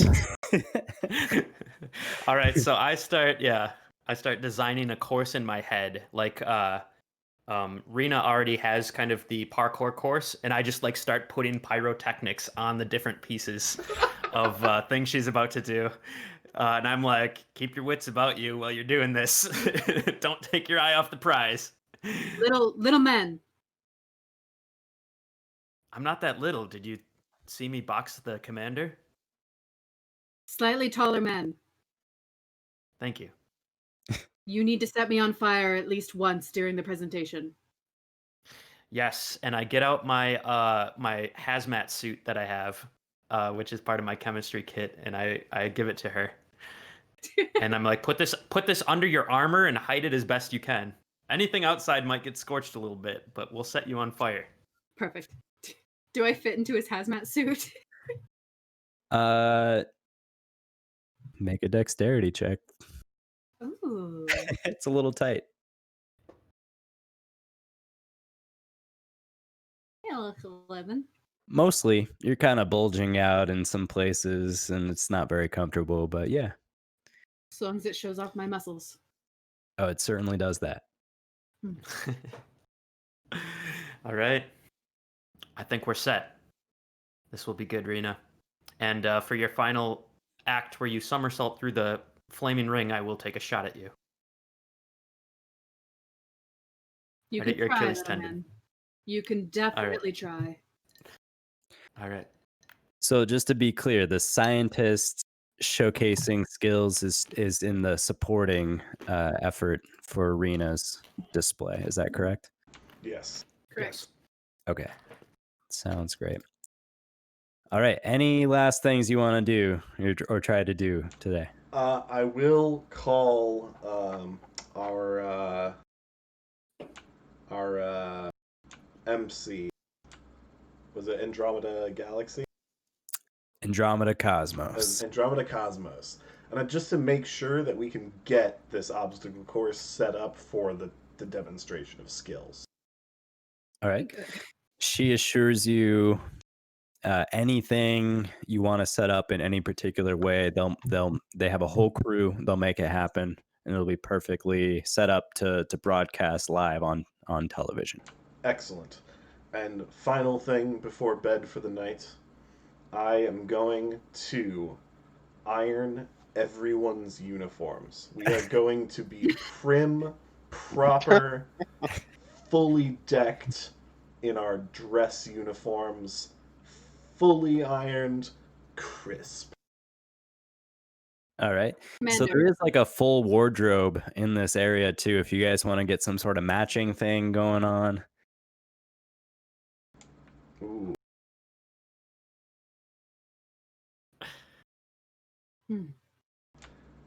Is there something that is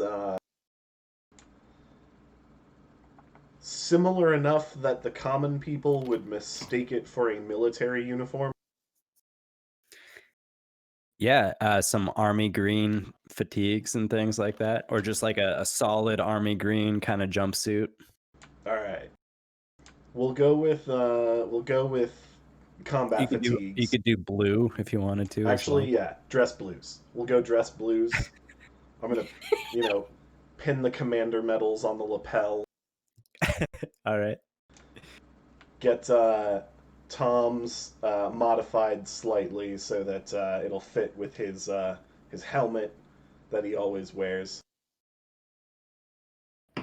and make sure that Michu has a lab coat that will match the rest of his uniform. I have a lab coat. Do you want to stick with Commander? the white lab coat there, Mewtwo, or you want to? It specifically says white lab coat, so I don't know how you're gonna fix that. Chemical dyes. All right, so we'll say the scientist still has a white lab coat over this this blue, otherwise blue uniform. All right. Yes, Rena.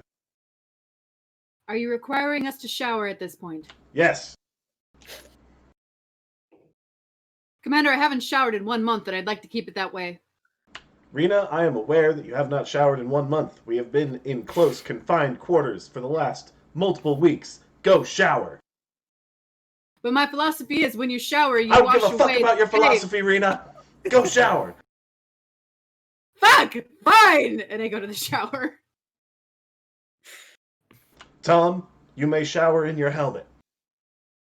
As I always do. It's like the people that shower in the jeans, the never nudes. He's got a helmet on. Oh, and because he's wearing the helmet, he can still be smoking his Marbreds in the shower. He's got his hat on too. All right. Well, you guys get your matching uniforms laid out. You get all squeaky clean in the showers. The space cowboy cooks up some ribeyes for dinner, and it's a perfect night. Any last things you want to do before you hit the bed? You got a big day, big media day tomorrow. Rena would like to sit on her cot and take out what looks like a very worn letter and just stare at the letter and then out into space into nothingness. All right. Rena solemnly reads her letter by herself to end the day. So everyone else goes straight to bed.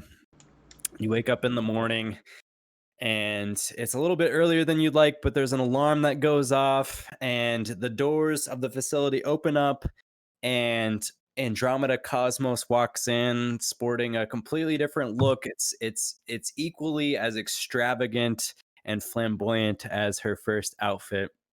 She's looking stunning by Planet 7 standards. Greeting you, good morning, it's media day. Are you so excited? You got to put that smile on. Good morning, I'm gonna Miss shoot her. Cosmos. Are you all ready then? We can load up in the transport in the bus right now. We'll get shuttled on over. Yep, the only pieces we'll need, and point out all of the obstacle course stuff for Rena, and we get into our matching uniforms. You guys look fabulous. I love it. I love it. And don't worry about the obstacle course. They'll get that set up just perfectly. All right, come on now. And so you guys exit the warehouse into this shuttle, and it's a short drive away onto another warehouse. As you enter the warehouse, it's a very similar warehouse in the layout. A lot of the same things, training equipment, etc., are within this facility. But this time there's a whole like booth set up with the gang of reporters that you've seen before, and they're all excited and getting their fiddling with their equipment, getting it ready to go, getting the lights set up. And Andromeda says, all right, oh, this is so exciting. You're gonna meet your challengers, and then we're just gonna get underway with this. And so you guys are off to the side, and the cameras are rolling at this time. And she's like, you might glance over at Andromeda, and she's like, just like, oh, stand up straight there. Yeah, just like every moment counts. So you guys are on live TV. You look over at the cameras. There's these little red lights on, and she's like, oh, it's so exciting. And she actually introduces you first to all the cameras. Ladies and gentlemen, the murder of Lucy's. Let's get a round of applause. Everybody welcome the murder of Lucy's.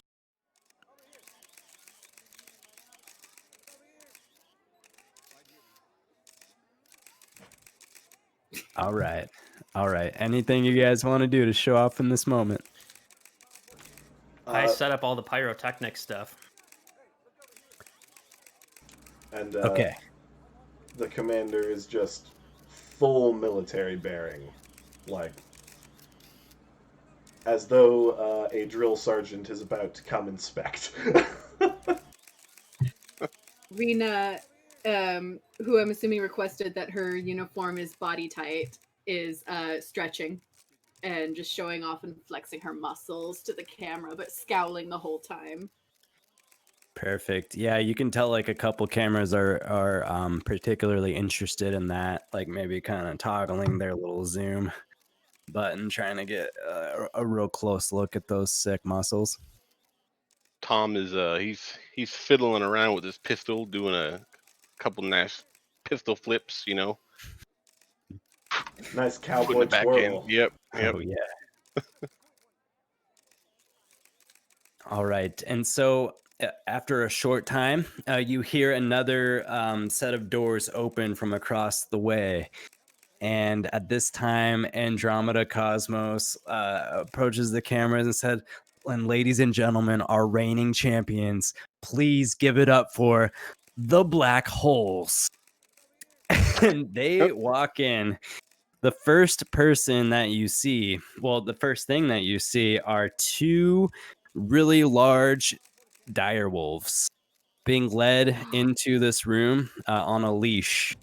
And shortly on the end of the leash walking is a really, really ugly guy. Looking very tattered in his attire, and he seems to have like a metal arm that looks like a hammer at the end of it, and he's carrying a quarterstaff, and he's just walking in confidently. The leash, by the way, is kind of like looped around his metal arm, and he's just like kind of walking in. And Andromeda is narrating as they enter, and she says, "And here we have Saturn Joe, the leader of the black holes." Oh, it's very exciting. And then the next person that comes in is a very slight individual, very unassuming. He doesn't look very tough at all, and he's got like a feather that kind of hangs out of his little cap. And she says, "And don't underestimate the Bone Crusher." Oh my gosh, the Bone Crusher in the flesh. Here he is. Oh, this is gonna be great. And then finally, dressed in all black with a helmet that you can't see beyond. It's a perfectly reflective visor, in a fully black outfit, black combat boots. Oh, and here we have Nightshade. We all know he doesn't speak very much, but he'll assassinate you in the night. Oh, I love it. All right, and everyone's like, the chatter's kind of picked up, and they all kind of walk over, and they're just kind of sizing you guys up right now, and they start laughing and looking at you like, these guys over here. It's 3 of them compared to us 4. 2 dire wolves. And the dire wolves. Yes.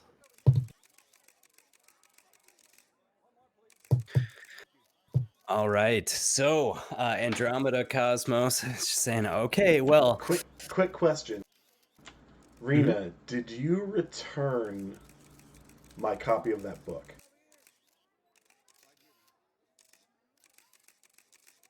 Probably left it like lying next to her bed. So if you think you would have looked for it, it probably would have been there. She probably didn't go out of her way to give it back to you. She didn't try to hide it either, though. It was probably left out in an obvious place. Okay. Can we say that I grabbed it on the way out? Sure. Excellent. So what I do, I pull out that book and my pen, and I hand it to each member of the group, and I say, "Quick, sign this."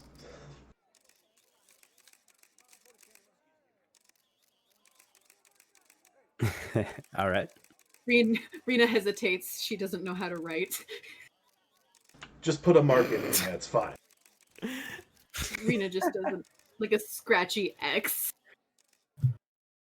Perfect. It's one of a kind. All right. Sorry, Space Lobster. Go ahead. Oh, all right. So Andromeda says, okay, first of all, folks out there, we're going to start with our skills check. Okay. If you like what you see, please consider donating to either team to give them the competitive edge they might need in the death match. Okay.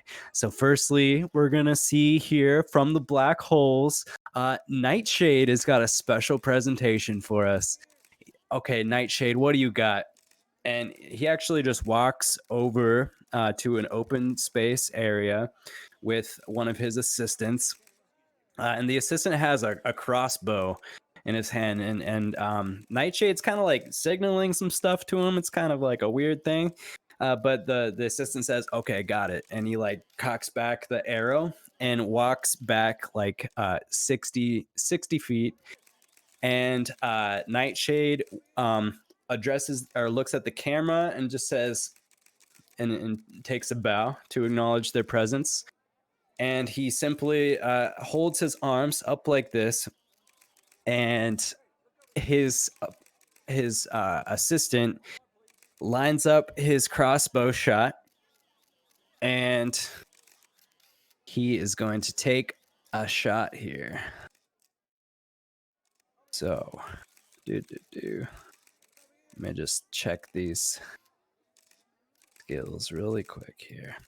Okay, so this is going to be a +4. All right, so his assistant takes a shot. Lets it rip.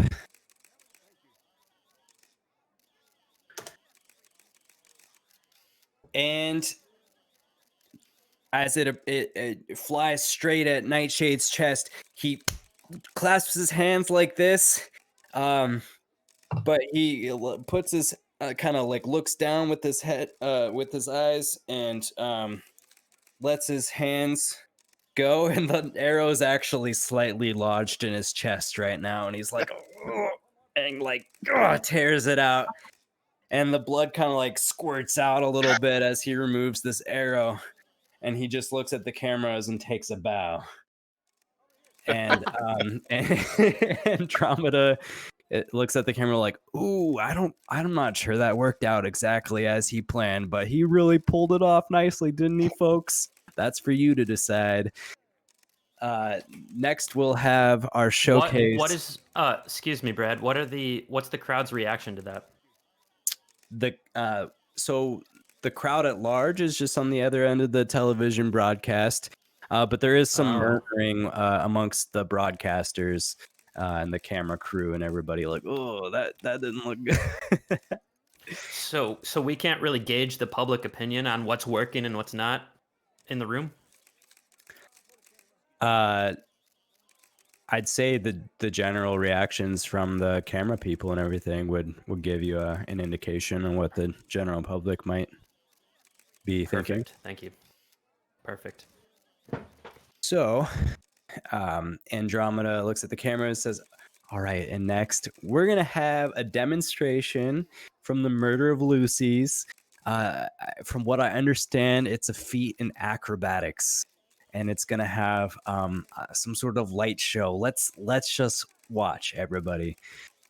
So Rena and Captain or Michu Balazar, you guys can narrate and describe exactly how this goes down. All right. So I'm assuming it's a similar parkour course to the one you just did, with some ninja blocks and different things like that. I put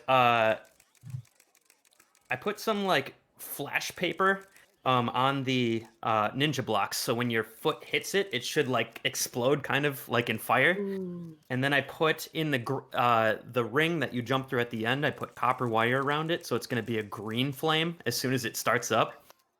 And to start off, like right in the middle, kind of when you're going through the second part of this, there's a helium balloon that I'm gonna shoot with my pistol, and it's gonna go and just create like a explosion that'll literally ripple like the cameras. Ooh, I love that. Ooh, if And you then I'd could like to time imagine. that for a landing on a platform. Okay, that's Perfect. yep. I will listen to the commander on that. Sweet. We'll do that right at the end. And then I'd like to imagine that we gave a bunch of assistants like little bullseyes. So every time that I jump and cartwheel and yell pull, they throw one into the air and I go and shoot it. And I'd imagine there's probably some pyrotechnics in them so that when I shoot them, they explode in different colors and release like sparkles. Cool. For sure. Yeah, that flash, sounds awesome. Flash paper on the targets. All right. Sweet. Well, without further ado, take it away, Rena. The first stunt, you're going to be sliding down a really steep ramp. Go ahead and make an acrobatics check. 18. All right. As flawless as it went off in training, you slide down the ramp and turn and shoot the target in the middle of the air, and the first target lights up and sparkles and then dissipates. And you continue your run. Yeah. I forgot something. Her suit also has a flammable material on it, under the or over top of the flame-proof suit, and I believe my plasma pistol will ignite it. Oh, God. I'm gonna hope to take a shot at her sometime during this and ignite the suit. I need to know, does Rena know about that? Or did you not tell her? Nope. Okay. I did not. You asked to be on It's fire. I did ask to be a fire, but All right. Can I use my physics major to observe this going on and gain advantage on missile attacks? Absolutely. Yes. Perfect. All right. All right. So the next stunt, you got the raised platforms with a spike pit in between. Go ahead and make your acrobatics check. run and jump, do a triple flip in the air. All right. Yeah, flawless execution. And you take one knee at your landing and pop another shot. It explodes, and the sparks are all nice colors, and it's very exciting. And the spike area kind of has some pyrotechnic action as well. The crowd is just loving it. You hear like audible gasps, and it encourages you towards the last leg of this. All right. As she's taking a deep breath, getting ready for the next leg of this, I take a shot with my plasma pistol. All right. It is advantage. Oh, 13. Right. Yeah, so plus, do you add anything with that? You can plus click 0. You can click plasma pistol moving forward if you make an attack roll with it, and it'll add anything. Anyway, 13 hits. She's standing still, and you're not a far distance away. So her suit just erupts in flames suddenly. And you hear the camera people like just collectively they I kind of like grit my teeth and be like, work with it. Rena takes a deep breath. She knew she was gonna catch on fire, but not like this. So she's just she liked to try to center herself. Okay. And the last leg of this acrobatics experience is the ring of flames. Or just Alex would like, or whoa, Rena, different game.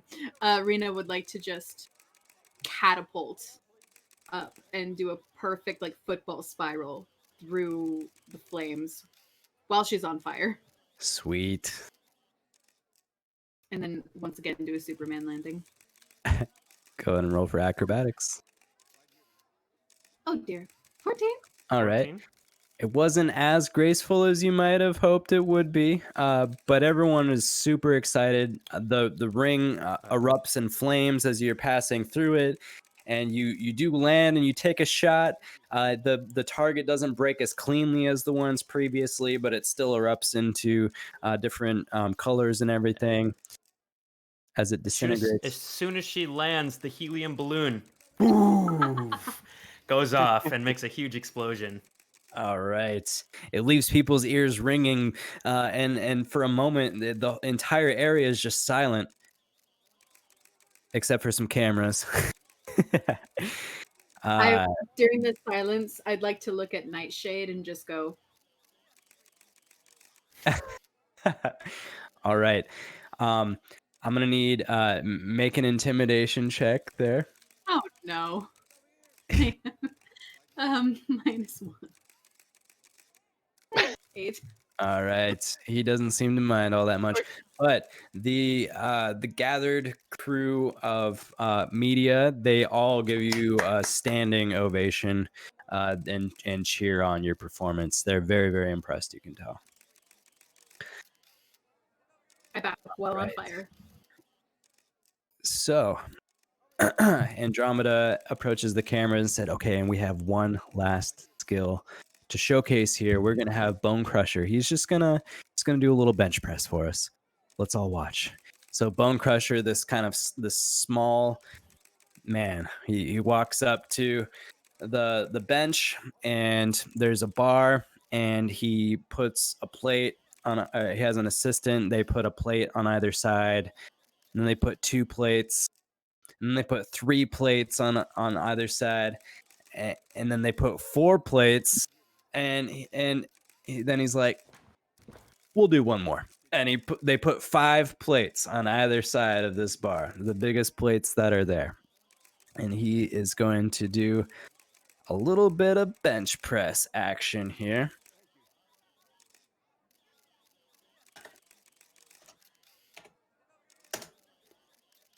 All right, so a little dirty 20. So without even breaking a sweat, he brings it down and just lifts it up. And one fluid motion, racks the bar again, turns to the cameras and flexes. He goes, Bone Crusher. And everyone's very, very impressed by that showcase as well. All right, everybody, we have concluded the skills showcase. I hope that really gets everyone excited out there, as excited as I am. Oh my gosh, I cannot even wait for the main event. But now it's time for representatives from either team to answer some questions. And so you see, come up to this table, you got Saturn Joe. One of the assistants is holding on to his wolves and trying to keep him in check. They're kind of pulling him off balance, but he's managing. Saturn Joe walks up, and he's even uglier now that he's closer. You can tell he's actually missing some toes. He's wearing open sandals.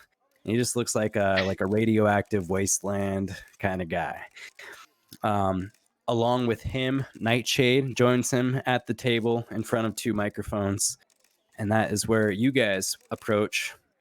Who's going to be taking questions? That's the commander and Major Space Tom. Cowboy, right? Okay. So Apollo Galileo and Major Tom approach. And so now you are both sitting at the tables with microphones in front of you, and you are addressing the group of cameras that are set out before you. Andromeda sits before you, and she said, okay, everybody, now we have a little bit of interview time. I'm going to ask our participants some questions, and we'll see exactly what they have to say. Okay, so this first question is for you, Saturn Joe. Why do you believe you have what it takes to win? Saturn Joe extends his arms and cracks his knuckles on the hand that actually has fingers and everything. Cracks the knuckles on the hammer fist. He says, well, that's simple, Miss Cosmos. You know, we are the black holes, which means we consume everything. Everything that gets close to us is going to be sucked into oblivion. That means light and gravity and any sort of particles out there, including our challengers here. Now, when I first saw these challengers, I had to laugh a little bit because, you know, they look pretty funny, don't they, with their matching uniforms and looking all official and whatnot. But none of that actually matters when we get in the arena, does it? That's a rhetorical question. Don't even answer that. Now, I'm talking to you, ladies and gentlemen. We are going to win this match because we are the reigning champions. You've seen what we're capable of. We are the Black Holes. We're going to win. Oh my gosh. Oh, riveting stuff, Saturn Joe. Thank you so much. Now, I'm going to direct this question to you, Mr. Galileo. So, how will you overcome this challenge as the clear underdogs? Well, Miss Cosmos, I don't view us as clear underdogs. I mean, look what our members have been able to accomplish in the training facility using only materials provided there. Our own Michu Valazar was able to concoct such glorious explosives that you just witnessed. And They the were nice. skill of Rena, both athletically and with firearms, is unquestionable. Our own Major Tom here has been known to pull a crazy stunt or two in his time. And well, I don't want to speak too highly of myself, I'm a humble man. But with me in charge, how could we fail? And I pull out my copy of Galaxy Combat Volume 1, and I add my signature to it. And I toss it to Saturn Joe, and I say, once we beat your ass, take a look through there, you might learn something. And plus, it's worth a little more now, signed by the reigning champs. Can I respond to that, Miss Cosmos? Sure, Saturn Joe, please, please. Well, dummy, this is a death match, so if you win, then I'll be dead, and I don't got a use for this stupid book. And he throws it off the table, like flies away over the crowd of people. Oh, I know, that was just a future investment. I was gonna pull it off your corpse and sell it later. One of the camera people actually like puts down their camera real quick and like grabs the book. It's like, fuck yeah. Andromeda says, well, that was an excellent answer. Thank you so much, Captain Galileo. This question is for you, Nightshade. I just want to follow up with you about your skills showcase there. Can you tell us a little bit more? Nightshade looks at the cameras and he's just like,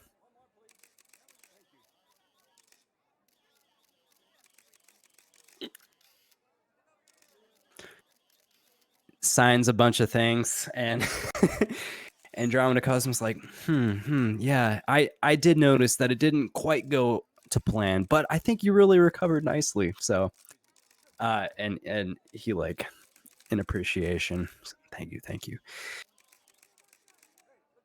Okay, final question here, and this one's gonna be for you, Mr. Space Cowboy. It's Major Tom.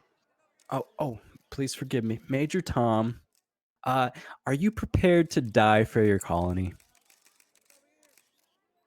Now, you listen here, you half-wit city slicker, okay? Now, you have put us all in a deplorable situation here, okay?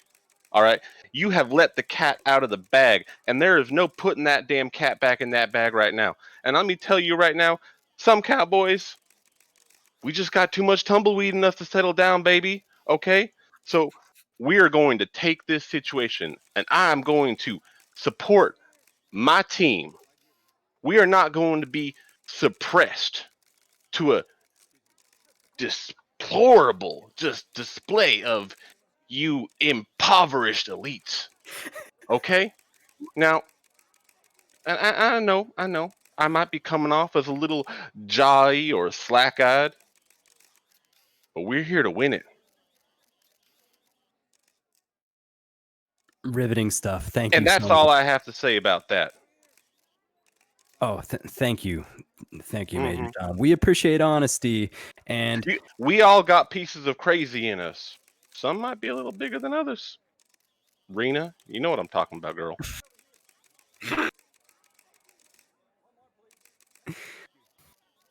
Well said, Major Tom. Thank you so. Oh, this is so exciting, isn't it, folks?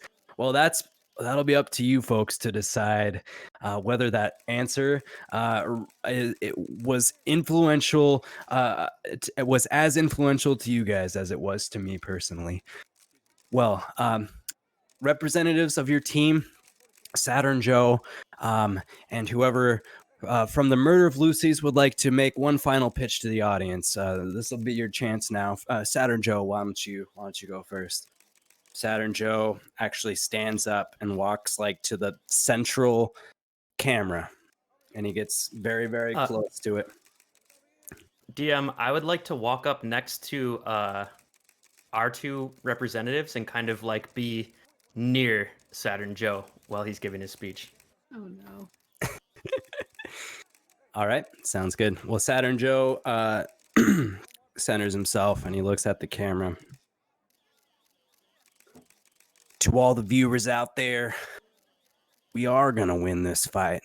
You can rest, you can go to sleep tonight, and you will sleep like a baby, knowing that that's a fact. These amateurs out here, they don't even know. They don't know what's coming, and they aren't going to know what's coming until after they're dead. And then it won't even matter because they won't be able to do anything at that time. So, you guys, make the right choice. Send us lots of goodies. We'll just put these amateurs in their grave. Hold up. As he's go ahead. Ooh. As he's finishing his speech, I want to walk up and grab his mic from him. Oh no.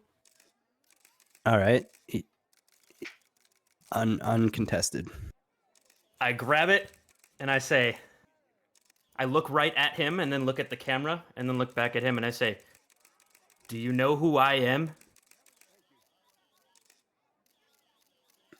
He silently stares at you. You stole my damn girlfriend from me. Luna Mooney. We dated for 10 years. And this man, and I look at the camera and I say, is a fucking girlfriend stealer.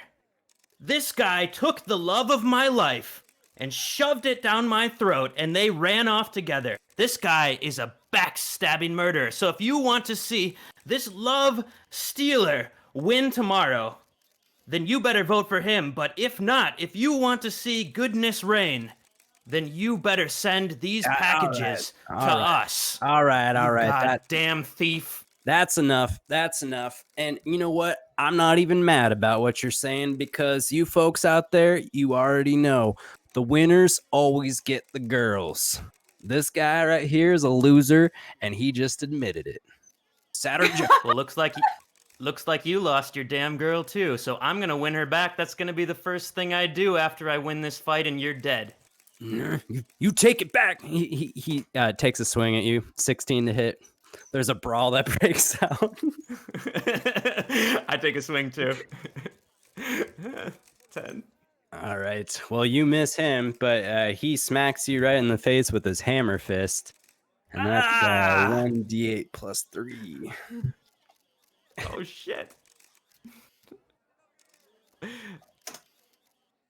All right. He smacks you straight in the face, like breaks your nose, deals 10 damage. You're bleeding. You're gushing blood from your nose.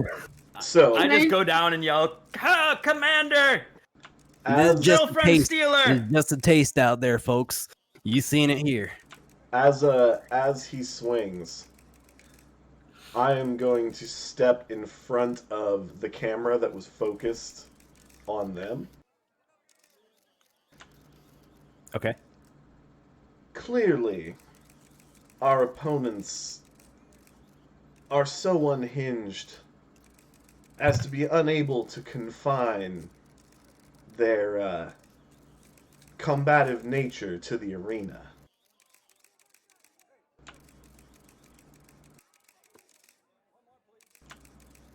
Support untoward violence if you wish. But, I think they just displayed a great weakness of character. and just step out of the way. All right, is that going to count for the pitch from the murder of Lucy's? Unless anyone else has anything they would like to add. That's I probably just like enough. to go and Oh, yep. There's a brawl that's breaking out. It's getting chaotic behind the scenes as he gives that little speech.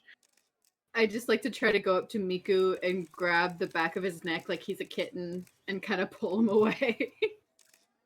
Yeah, his nose is all bloody and he's maybe crying a little bit. His eyes are watering up as you pull him back.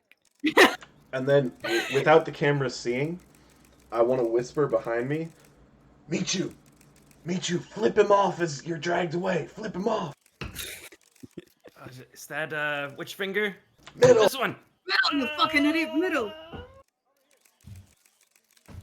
I hold up his middle fingers for him.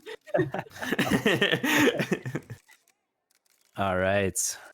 Well, after the scuffle kind of dies down, everyone calms down a little bit. Andromeda faces the camera, says, "Well, everybody, that was just a breathtaking display. Oh my gosh, passions are really at an all-time high right now and spilling over. This is just a little taste of what you see. So get your votes in there, send your sponsorships, and may the best team win. We'll see you guys tomorrow at Galactic Deathmatch." All right, and with that, all the cameras shut off. The crew, like, all right, we're out of here. Like, finally. And the black holes, they exit the building, and you guys are shuffled out into the shuttle once more and return to the training facility, where you have anything you want to do last minute, because tomorrow morning we're going to be right into our death match. Michu, excellent work. I didn't know you had it in you. You didn't know I had a girlfriend? No, I honestly didn't. Well, I don't share that with a lot of people because I don't like feeling the way I'm feeling right now. I'm feeling all these things, but yeah. That's a Remember past this I'd like to feeling, forget. Michu, and use it. Use it to best them.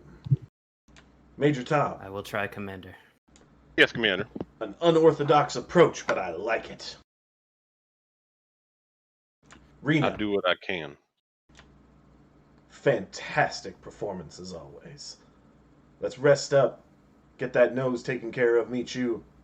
We got a long day tomorrow, and we got some fuckheads to kill. All right, we are back here at the Emerald Dragon, and it is showtime.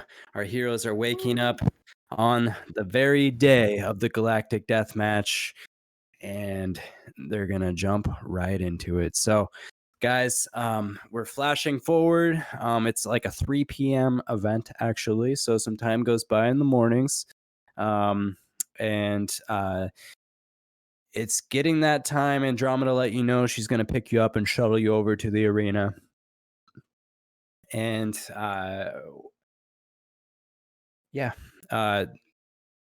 the doors open on your facility. If there's anything you'd like to do last minute, just let me know here.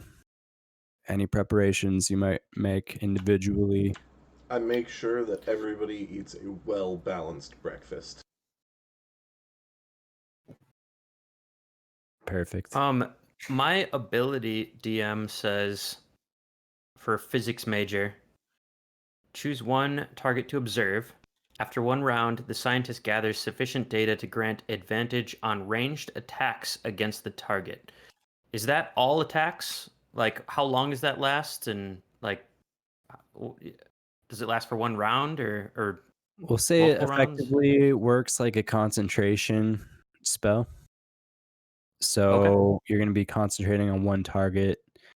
And so you have to pick one, and then one round goes by, and then from that point on, ranged attacks will have advantage. Okay. It does say as a bonus action, so immediately can I shoot right after and get advantage after that then? After using it as a bonus action? You have to observe for 1 round to trigger the advantage. After 1 round. I see that. Okay. All right. Any other questions, guys? Let's do this. Let's do this. Let's do it. All right, great. So you guys are shuttled over to it's a short distance away, and you can see out of the windows of the shuttle there's a giant dome structure. It's like the Astro Dome or the Tacoma Dome on steroids. It's a massive structure, and you guys are shuttled in, and you exit the facility, and there's just a little holding room. Within it has basic like refreshments and things. There's a water cooler, some coffee and tea. And from the doors beyond, you can start to hear some of the crowd noises and like people's voices. And the electricity is there, and they're very excited. So what would you guys like to do in this last little bit before you get introduced? Rena would like to go to the coffee pot and chug the whole thing. I was gonna. Oh shit! What was that, little man? Slightly bigger men, that is. Slightly bigger man. I was gonna have some of that, but okay. I leave a little dribble for you. I don't take it.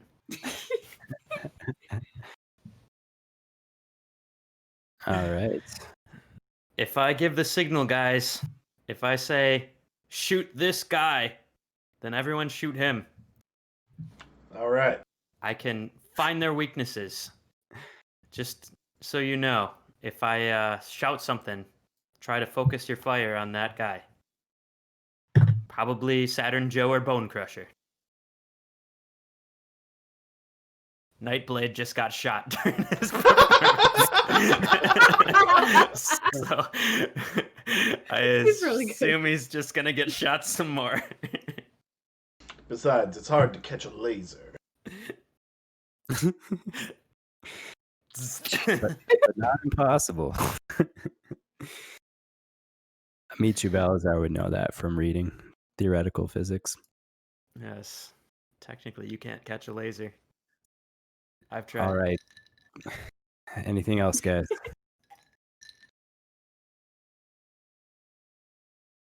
You start to hear from outside this room. An announcer voice comes in, and he's just yelling, "Make some noise if you're excited for some deathmatch!" And everyone's like going crazy. Everyone's super pumped up. Introducing to the arena first, we have our reigning champions. Let's hear it for the Black Hose. All right. Oh, man. Wow. That's cool. All right. And coming up next, we have our challengers this evening, the Murder of Lucy's. The applause continues, but you get a little bit of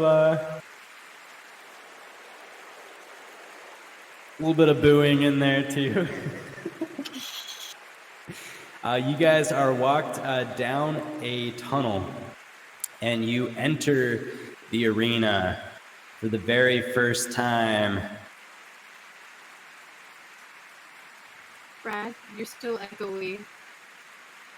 You enter the arena for the very first time. It is a large gladiator-type arena. You look around, and there are rafters and rafters filled to the brim with excited audience members just cheering and going crazy, and there's popcorn being spilled and thrown in the air, and people cheersing their beers and kind of getting soaked with it, but they're still happy because they're here at the Galactic Deathmatch, and this is a once-in-a-life opportunity for anybody to attend. In this arena, it's a large gladiator-type arena. It is like a compact dirt ground, and There's some debris scattered about, rocks of different sizes, ranging from pebbles to the size of Major Tom's helmet. You look around, and this arena, the walls, the borders of this arena, they're about 20 feet high, and they're blue, pulsing with some sort of energy as you observe it for a while. And various spikes along the walls. I gotta turn off this applause. It's really distracting me now. I'll lower it. I'm feeling encouraged. Yeah, me too. And so that's what you see. And then on the other side of the central point, you see your challengers standing there, and Saturn Joe's like, "Oh yeah, I'm gonna kill you. I'm gonna kill you." And his little wolves are snarling, "Arr!" And Nightshade's like, "Oh yeah, let's whatever he might be saying to himself in there." And the Bone Crusher's looking a little nervous. He's like, "All right, we can do this." And the announcer once more says, "Are you ready to watch these teams fight and die?" And they go crazy once more in their applause, even more so than before. They are so excited for this death match. And so that's when you hear the announcer finally says,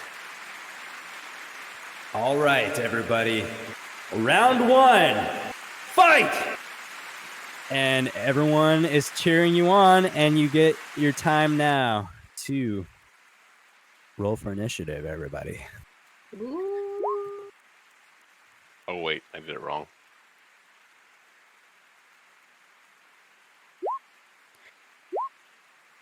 You can still add my 5. All right, so go ahead and click on your sections there on the initiative and add your values for me. I need to make a few checks here myself.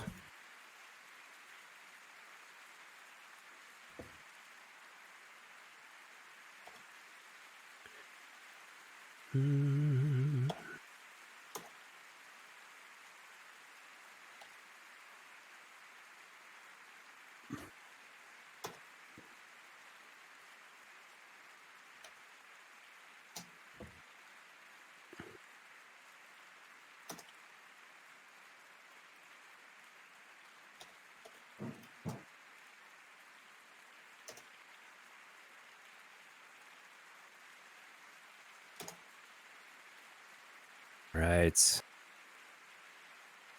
Let me add those values in here. So the wolves are going to be at... Commander, you going to use that drug booster? The commander definitely forgot to declare that he was going to take the HGH, so the commander has not taken the HGH, even though he intended to. Well, I believe you still have it. I'm going to say you left it at your bedside table. Damn it. Oh It's been several no. days. I don't know why you would keep it in your pocket or something like that. Yep, that was just me forgetting about it. Did our space cowboy take it? I took mine. The 3 of us took it. Okay. All right, and the first to act. Let's get some battle music going on here, guys.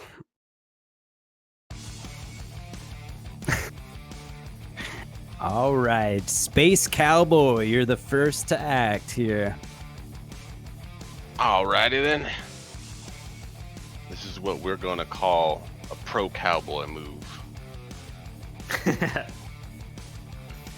Let me just figure out how to darn it.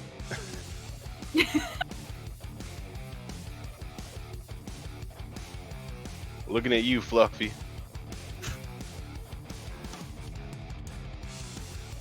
I'm gonna move right here, and I'm gonna channel my inner Wyatt Earp. I'm gonna lasso this beast. All right. Go for it. I guess roll a d20, add your dexterity. Okay.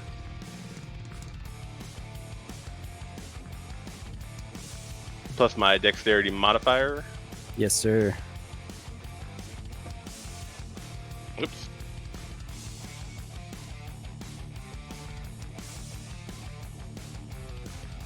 Nope. All right. I get You're advantage, right? Oh yeah. If you're using your ability, yeah, you get Yep. advantage. Yep. So let me give me one more roll here. using what ability? The outlaw spirit, channeling Wyatt Earp. Okay, sounds good. Damn.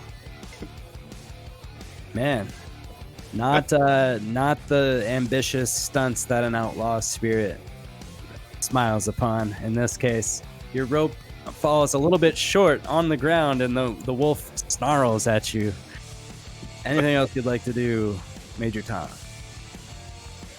That was a full movement. I think that's it.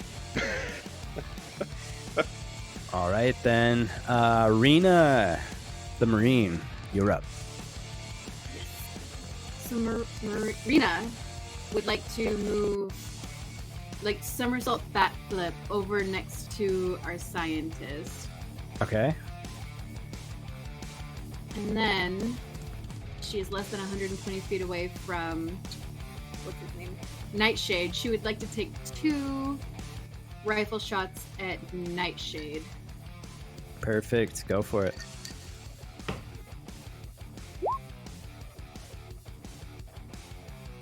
That can just do 18, 14? That is a hit, yes. 18. Both of them?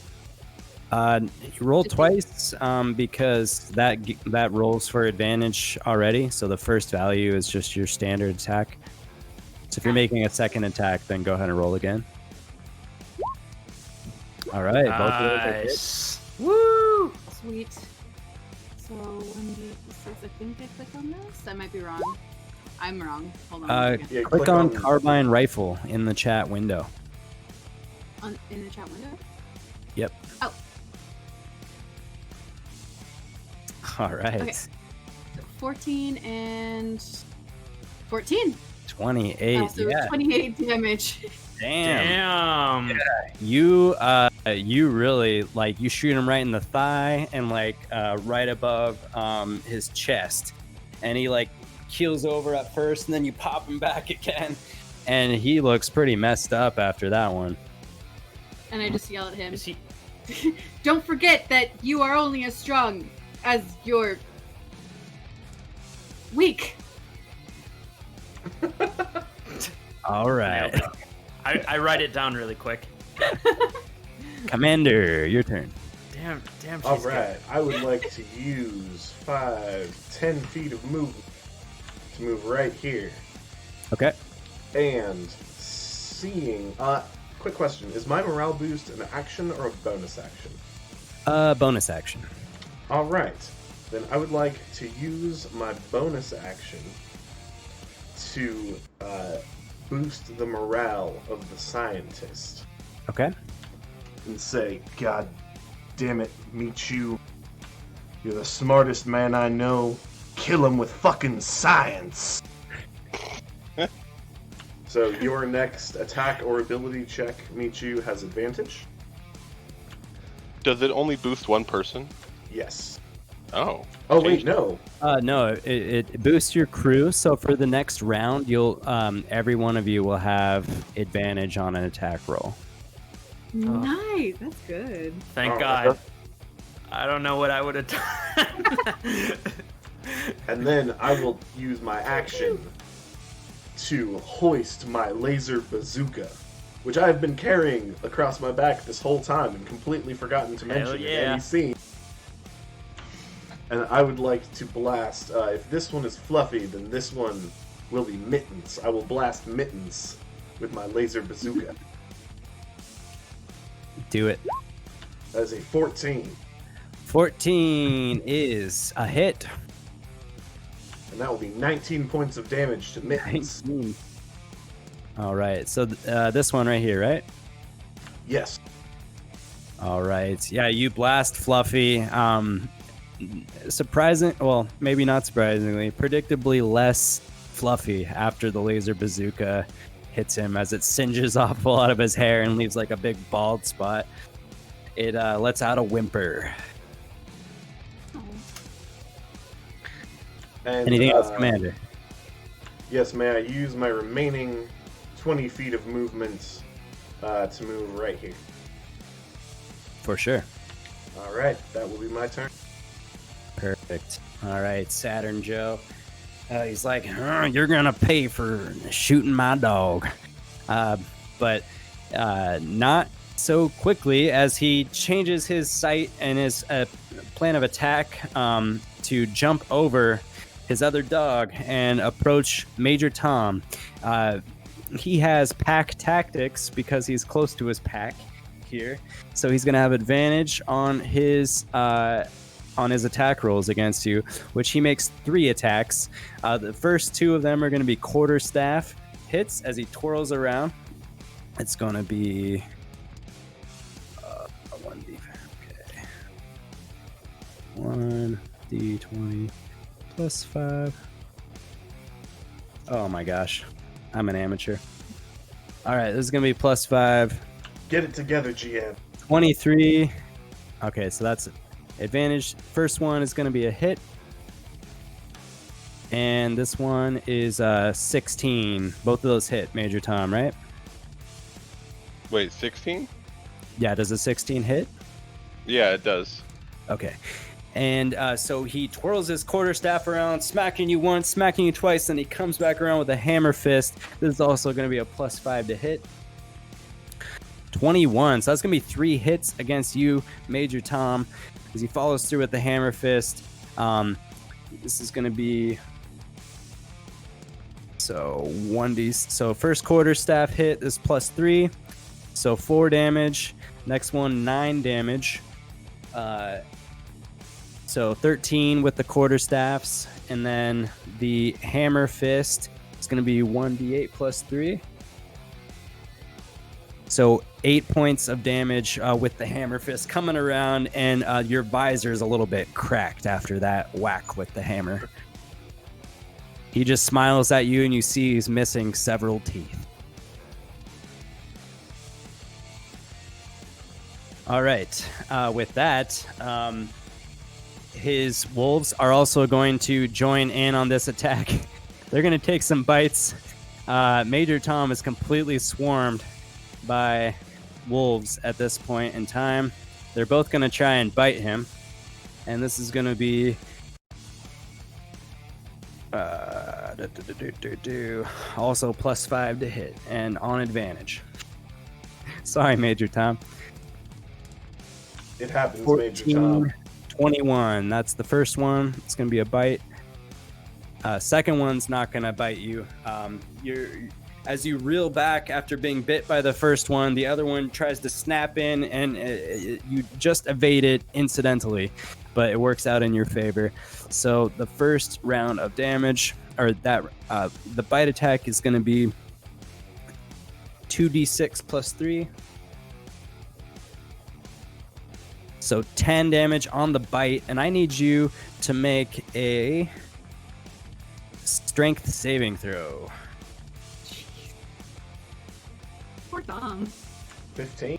15. All right. So you feel yourself getting off balance from this massive wolf that's biting you, but you're able to withstand its push and stay on your feet.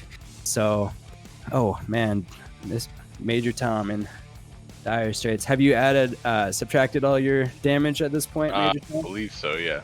Perfect. All right. So that brings the Bone Crusher.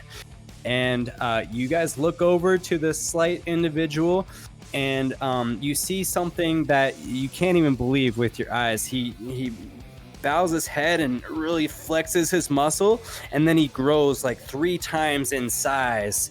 And the first time, the Bone Crusher is finally, his true form is finally revealed. As a massive giant stands before you. He's literally 3 times taller, like 12 feet tall at this point. And so he is the real bone crusher. Let me get rid of this other token.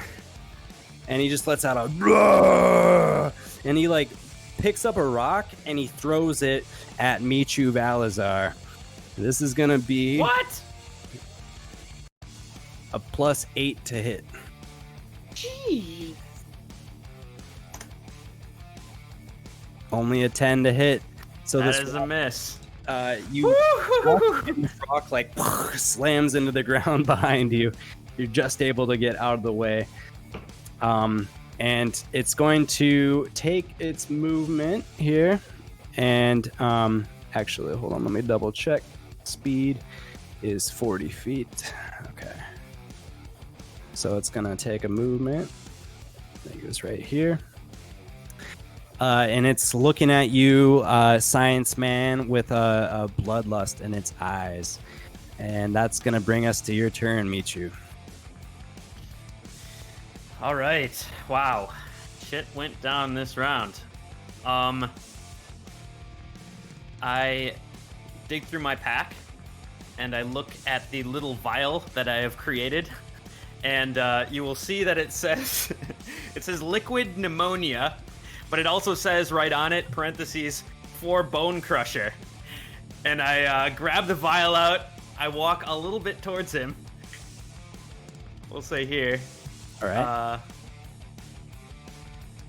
And I say, this is for you. And I just throw it at him as hard as I can. With All right. advantage, I believe. Yes. Yep. And it's a pretty low DC. Is a really large target.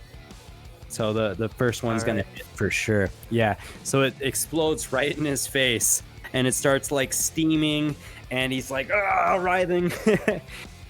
6 damage. Yeah, his face is like totally burning and he can't see a damn thing as he's like trying to get this stuff. He's like, he like bends down and picks up some dirt and tries to wipe it in his eyes. He's going to take 6 points of damage and he's currently blinded. Woo! Hell yeah, Michi.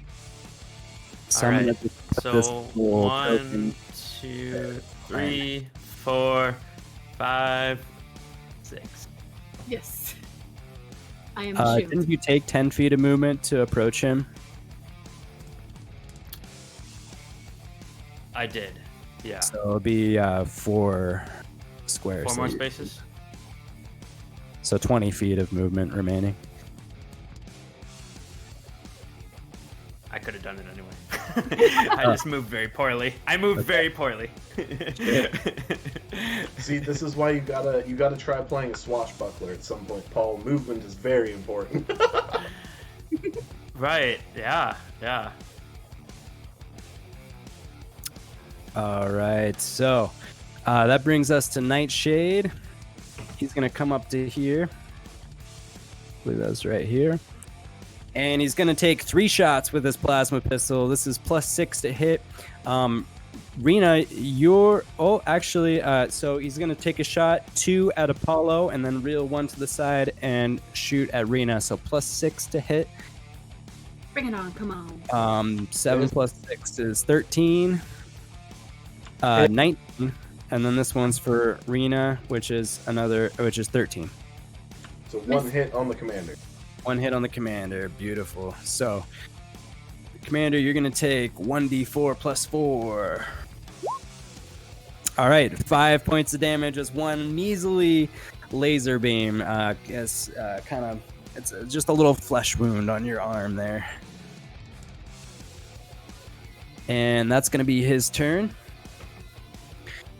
And so, as this round concludes, you guys hear and feel this rumbling from underneath you here. So, I get a different rock track going on as we're in a new round. And this rumbling occurs as the ground trembles violently and earth thrusts upward in all 4 corners of the arena, launching boulders and debris 20 feet into the air. Let me do the big reveal. Ah! Oh! Thrusting forward Let me see what I wrote here. Everyone within 20 Commander! feet, everyone within 20 feet of the boulder must make a dexterity saving throw. Oh shit. That is 13. definitely So all three of you need to make dexterity saving throws, please. easy.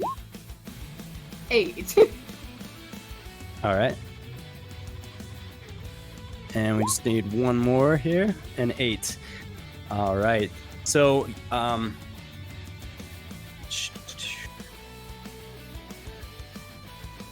okay. So the commander, you're able to jump off and avoid the brunt of the impact here. You're going to take a little bit of damage still, just not all of it. And you're going to remain on your feet. So this is going to be 2d6. So it'll be 6 damage as like rocks pelt you guys. And you're kind of like thrown backwards. Rena and Michu Balazar, you are actually knocked prone from this impact. So you are on the ground for the moment. All right. So, Space Cowboy, it's your turn. Surrounded by 2 wolves and Saturn Joe, looking ugly and menacing. I'm gonna call on my outlaw spirit and I say, Clint Eastwood, Lord Clint Eastwood, I hope you're here with me right now. Let's do this. And I'm gonna try to rope this wolf here, since he's not damaged, one more time. All right, go for it. Get it, You have Major advantage. Tom. I believe.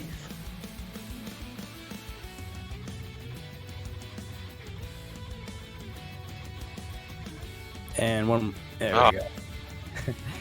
All right. Well, he's right next to you, and the 14 just does it. You don't have to even lasso it. You just slip it over his neck as it continues to kind of bite and snap at you. Righty. And since that was my bonus action, I'm gonna try to do animal handling on it. Yeah! Get Right, what that do you- cowboy.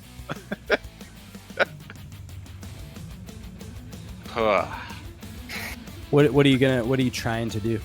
I'm trying to wrangle the thing and ride it, All right. turn it into mines. Well, But it's not gonna work. Going totally crazy now that he's got the rope around his neck. He is technically grappled by you with the rope at this moment. Mhm. But yes, unsuccessful animal handling check. Anything else, Major Tom? Can't disengage since I used that. Shoot. Guess that's it. All right, Rena, the Marine. Right. I back up from prone. And then I will. Which wolf is currently grappled? This bottom one here. One there. Alright, cool. I will use one of my rifle shots to shoot this wolf right here. Okay. Try to help our friend Tom. And I believe I have advantage on this roll because of the speech. So that'd be 13 on advantage. Mhm. Which unfortunately just misses. It flies over the wolf's head. Alright. Damn it. I will use one more rifle shot on the wolf. Okay. Yes, 2 misses. Unfortunately, one of the blasts it collides with the rock that had thrust up from the earth below and kind of sends some rubble flying. Love that for me. Alright, and I will stay where I am and try to make myself look much bigger than our doctor to try to pull fire away from him. All right, sounds good. Commander. All right, not being prone, I will use 10 feet of movement to move here. I assume that at this position I have a shot. Sure. Excellent. Let's take a shot with the laser bazooka. Only a 6. 6 isn't going to do it. All right, then I will use my remaining 20 feet of movement to move here in between the scientist and the Marine. Okay. And I will once again utilize my bonus action and yell over comms to the whole squad. Motherfuckers, they will not beat us. We are better than them.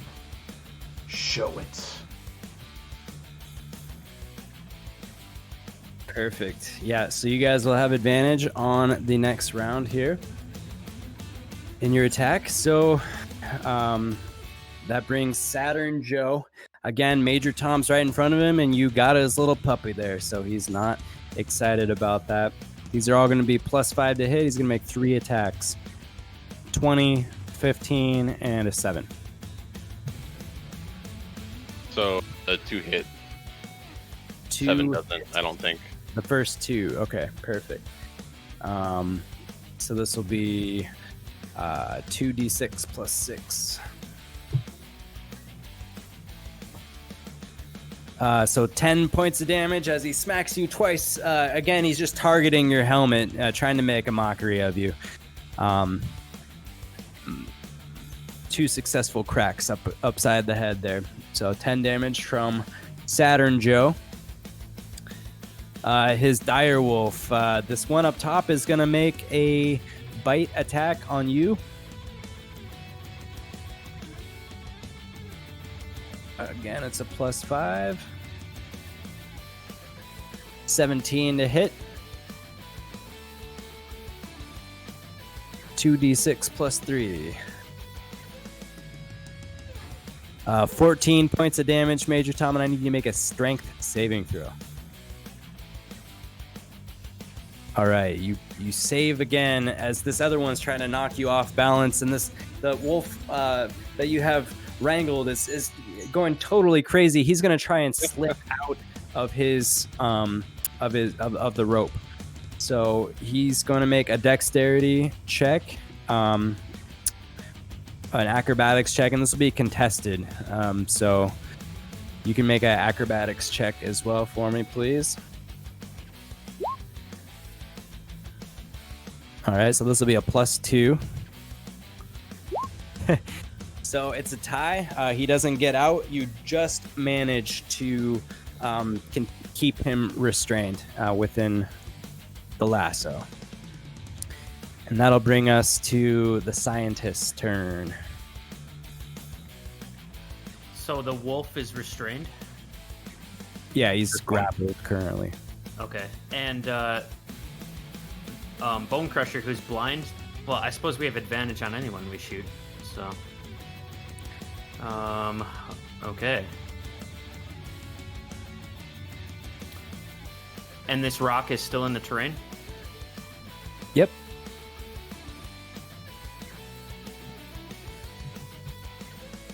I will, I'm gonna try to move...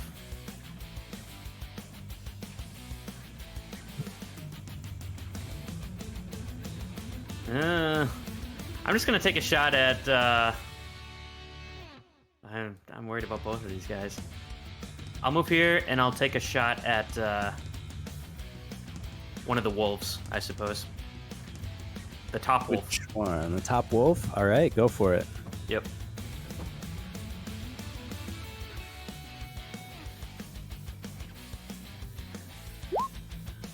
All right, 14 is a hit. Go ahead and roll for damage.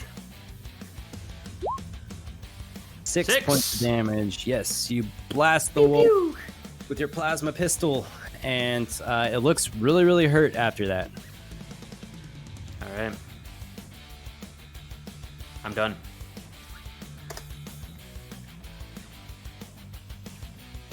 Did I skip? Oh, the Bone Crusher was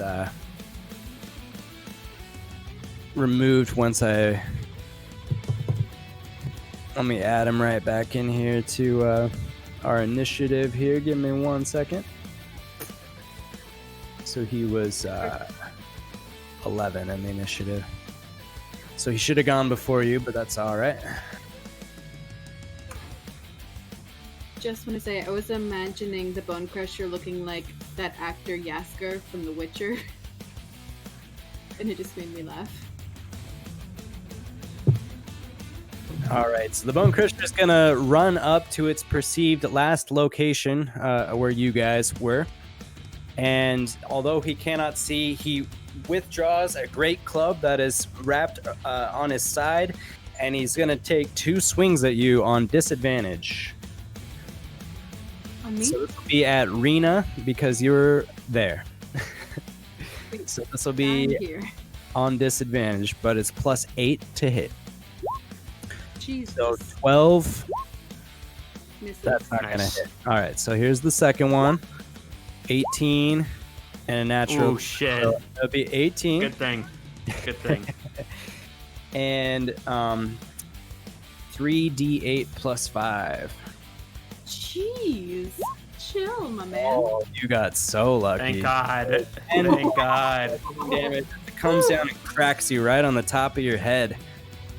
And knowing that it's made contact, a wry smile comes across his face, although his eyes are still not functioning. He might actually be permanently blind from that. Sorry, did you say that was +5, so that's 10 damage? Yeah, uh-huh. Okay. And so that'll bring Nightshade, who is going to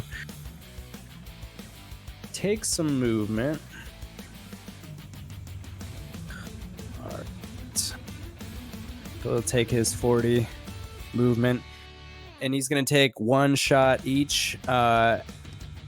Rena, Galileo, and Valazar. So this first one here is going to be +6 to hit. Rena, 19. Mm-hmm. That's going to be a hit. 1d4. So 5 Nice. points of damage on you, laser damage. This one's for you, Galileo. 14 to hit. That is a miss. All right, and one last one for Balazar. Natural 1. Yeah. All right. So that concludes round number 2. Round number 3. We are here. With another rocking track. You guys might remember this one. As round number 3 begins, you Space see... Lobster, quick question. Yes, sir. We had shields going into this. 10 shields, correct? I'm going to say for this one, no shields actually apply to the deathmatch. They would be against regulation. Okay, got it. Thanks. So if there's any batteries or thing, that would just be holdover stuff from previous adventures. Got it. At the start of this round, you see 2 different packages floating down in the arena with balloons. One of them falls right in your vicinity, close enough for the commander to pick up right now. And the other one's going to fall on the other side, more by Saturn Joe. Where? Just in case. Can we put a marker there? Yeah, sure.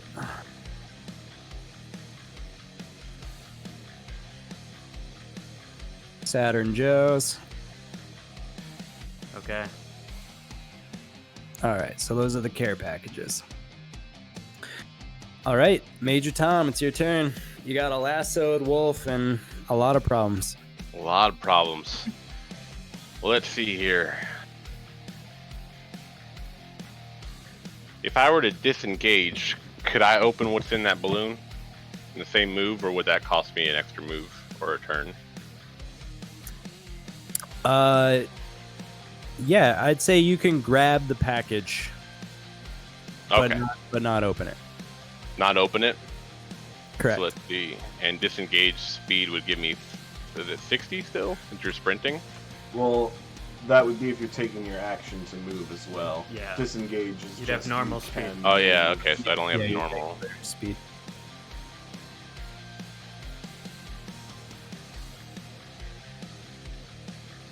And you would need to cross paths with the package in your movement.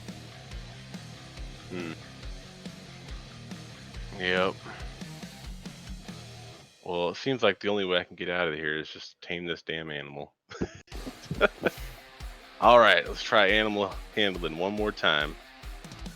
All right. I doesn't mean, work- I do think just from DM perspective, I mean, if you disengage, then yeah, you can slip past those guys, grab the package, and take some movement away. It seems totally plausible.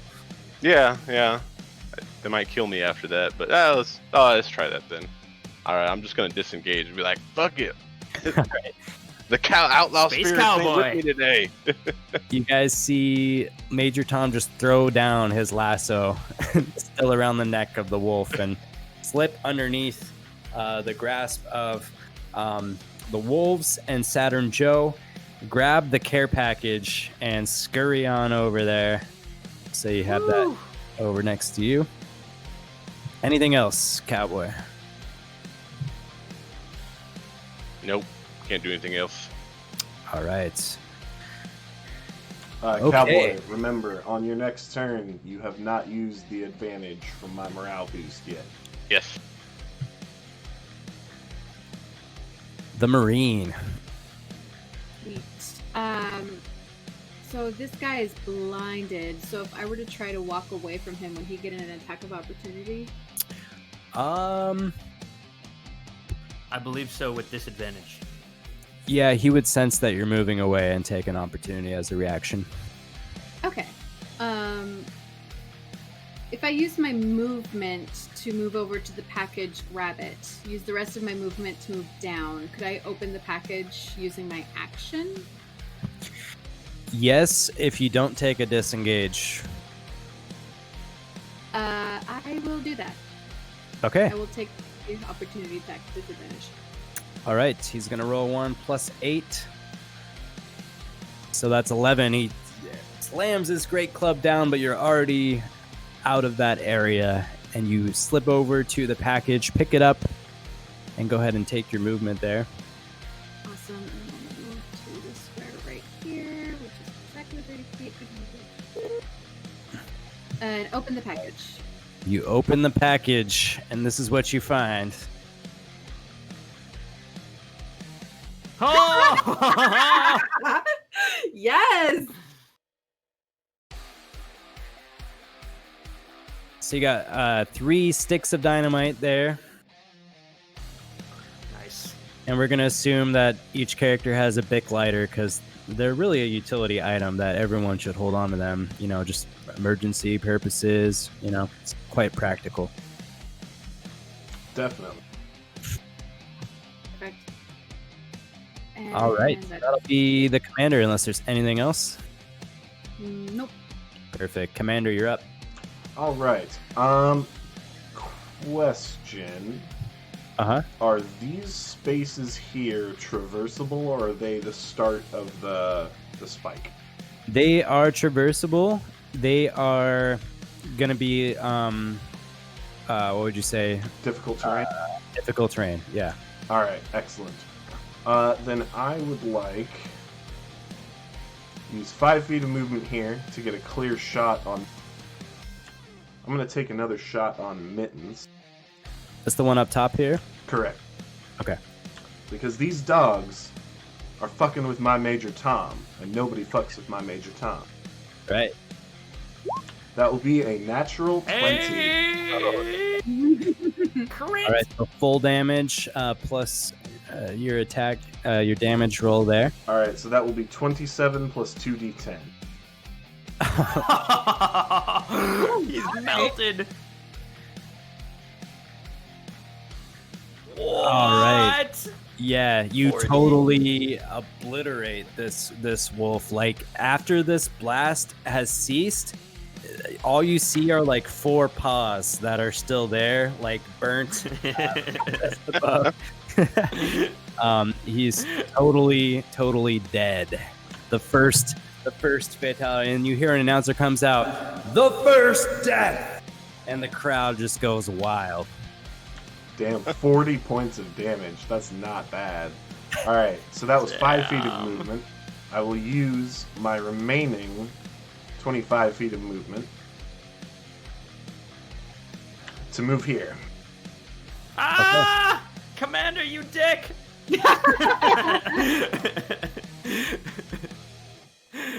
Sounds good. All I right. mean, you saw my flaw, Michi. I didn't read any of the flaws on purpose. Oh, well, despite my best efforts, I am unreliable to my friends. I just helped Major Tom by fucking you over.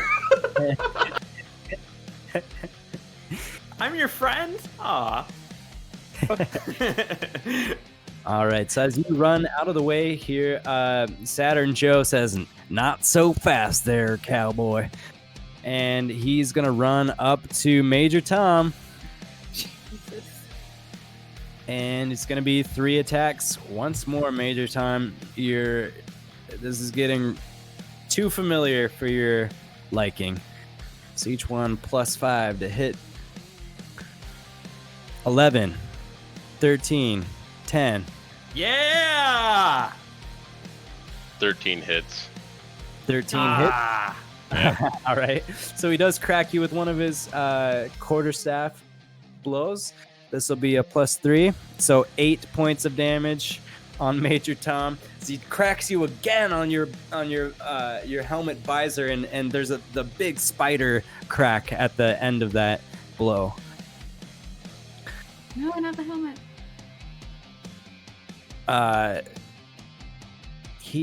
Saturn Joe looks at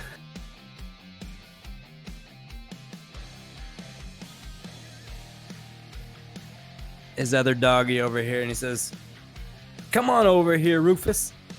And Rufus is gonna join the thing. This is gonna be a really Doesn't Rufus have like a thing on his neck?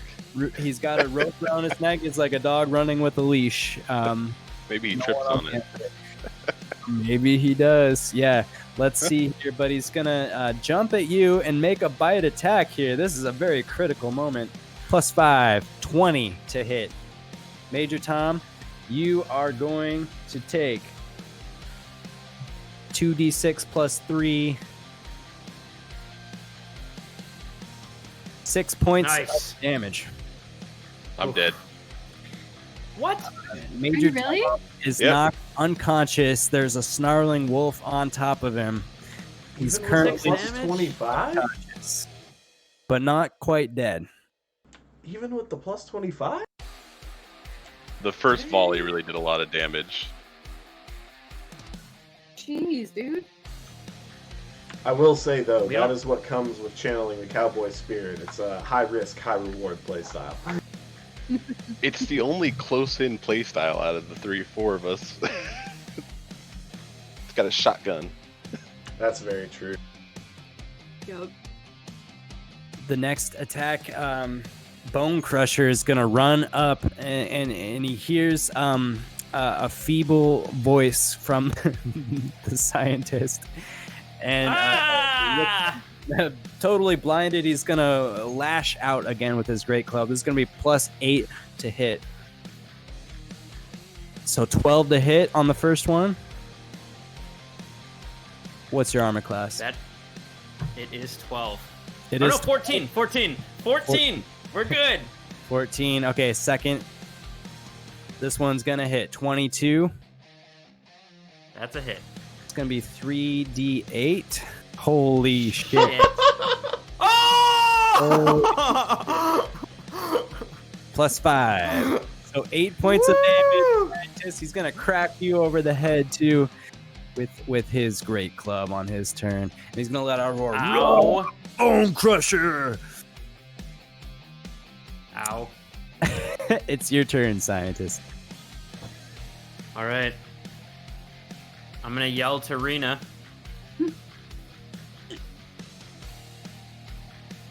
As I maneuver my way around the Bone Crusher, I'm going to say, Rena! Ah! Help me shove this guy. I think you know where he needs to go.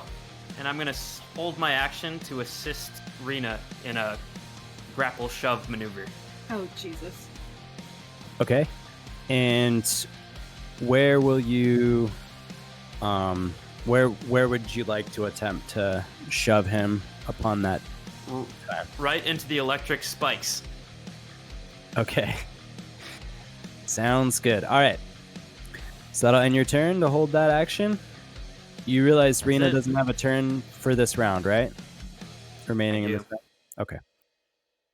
Don't hold actions reset at the end of the round? They do, yeah. Yep. All right. I'm just going to say... Wait. Really? It's not really going to work that way. Also, there's something in terms of gameplay which is going to happen which renders that impossible. That's coming up. So... I thought held actions are count as your reaction for a full turn. Yeah, but if the turn ends, then it becomes a new turn. Although I'd have to double check the exact rules. Yeah, we'll double check that. I'm just going to let you know ahead of time. It's not going to work for gameplay for story reasons here. Okay. Well, can I do something else then, or? Yeah, please. What? Okay. All right. Well, it would have been very cool to shove you into electric spikes or the bone crusher, but I will maneuver around bone crusher. Space Cowboys down. Actually, you know what? I'm gonna go back on everything I just said. Totally doable. I'm gonna scratch the preparation I had in mind because this is way cooler. You sure? I mean, it's fine. Sorry for my indecision. Let's keep it going. Okay. All right. Well, if you're cool with it, then I would like to hold my action, hoping to shove the bone crusher into the electric spike. Knowing I'm very feeble and weak, I'm going to assist Rena in doing that action. Just thinking it in my head. Perfect. Sounds good. Okay. So Nightshade is going to make a maneuver here. He's going to take 2 shots at the scientist. That is +6. 17 and 15. Those both hit. All right. If I live. 6 and 7 points of damage, so 13 total. And he's going to take 1 shot at Rena as well. Bring it on, come on. Oh, shit. 20. 20 hits. All right. 5 Ah! damage on you, Rena. You guys are the luckiest for receiving damage this evening. Except Major Tom. Sorry, Major Tom. I think it would it would already be a total party kill. Jeez. Oh man. All right. So that brings us to the top of the next round. The crowd is going wild, especially since they have their first death. The whole atmosphere and the energy level of the place is uplifted another notch completely. So we'll get another track here. Major Tom, I need you to make a death saving throw, please. Now, question. He never used the advantage granted. Does he have advantage on this death saving throw? It's been more than a full round, Fair. and now he's incapacitated, so I'm going to say no. That's going to be a fail. 1 in the fail column for you, Major Tom. Rena Destray, you're up. Rena was planning on trying to go help Tom, but she got called by the doctor. Scientist. I'm definitely no doctor. Do it. You can do what you want to do. Seriously. Rena looks and sees that Tom is already down, but one of her companions is still alive, so it's the most logical decision to help him. So she will use her movement to get behind Bone Crusher, and she will backflip, and then once she's there, she will do a handstand and use her feet to try to push him into the wall using her acrobatic skills to do so. All right, I'll allow it because it's cool. Go ahead and roll for acrobatics. On advantage, you have the help of the scientist. Come on! Okay, advantage. Oh god. Right. 16 and 17. All right. He's going to try and withstand. He's going to make a strength, a contested strength, but not knowing what to exactly resist against is going to be at disadvantage, okay? You blind motherfucker, just die. So it is +5 on both of these, okay? Sounds good. All right, so 7. You kick him with both of your legs, and it launches him forward. straight into this electric spike. Like lodged onto this thing. I need to see what rules I define for the electric ball here. Electric spike! You get 1d6 piercing, and he's going to take 2d4 electric damage. So 1d6 for the spike. Just 2 as it slides in, but it kind of misses his major arteries here. 2d4 electric damage. He's like, it's not the worst. You didn't maybe impale him as much as you would have hoped, but it was still very cool. Okay, and I don't think I've got anything I can do with the bonus action. All right. And I've got movement left? No, okay. Once again, I will remain where I am and try to make myself big and tall so as to distract from our scientists. Perfect. Commander. Shit. Alright, this may be my leftover cowboy instincts. But I kind of want to try something absurd here. I would like to uncork my flask of whiskey. Okay. And I would like to throw it in such a way, after taking some movement, if this is acceptable. Throw it in such a way that this whiskey will flow into Major Tom's mouth, given the state of his visor right now. It's pretty beat up. Hoping that the whiskey will invigorate him and perhaps return him to his feet. I don't know if this is going to work, but I know the cowboy runs on whiskey and Marlboro Red. You can try this. You have a 5% chance of success, I will say that. My team is worth 5%. All right. Oh my god. Go ahead and try I it. assume I will have to move closer to do this. Sure.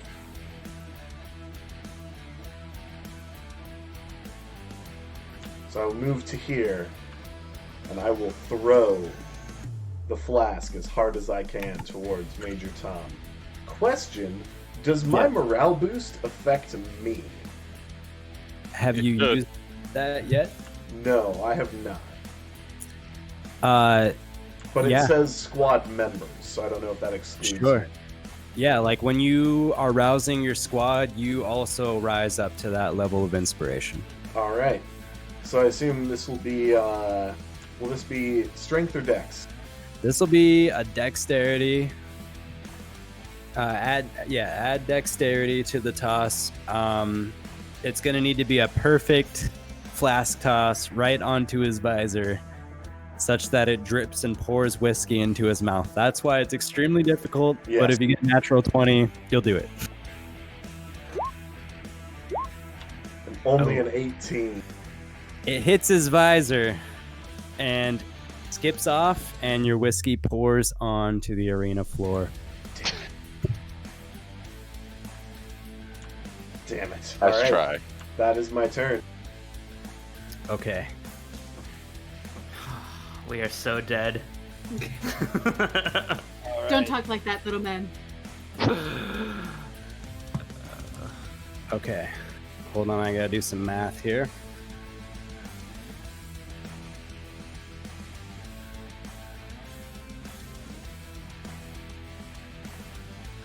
Okay. All right. So, Saturn Joe stands over the incapacitated body of Major Tom,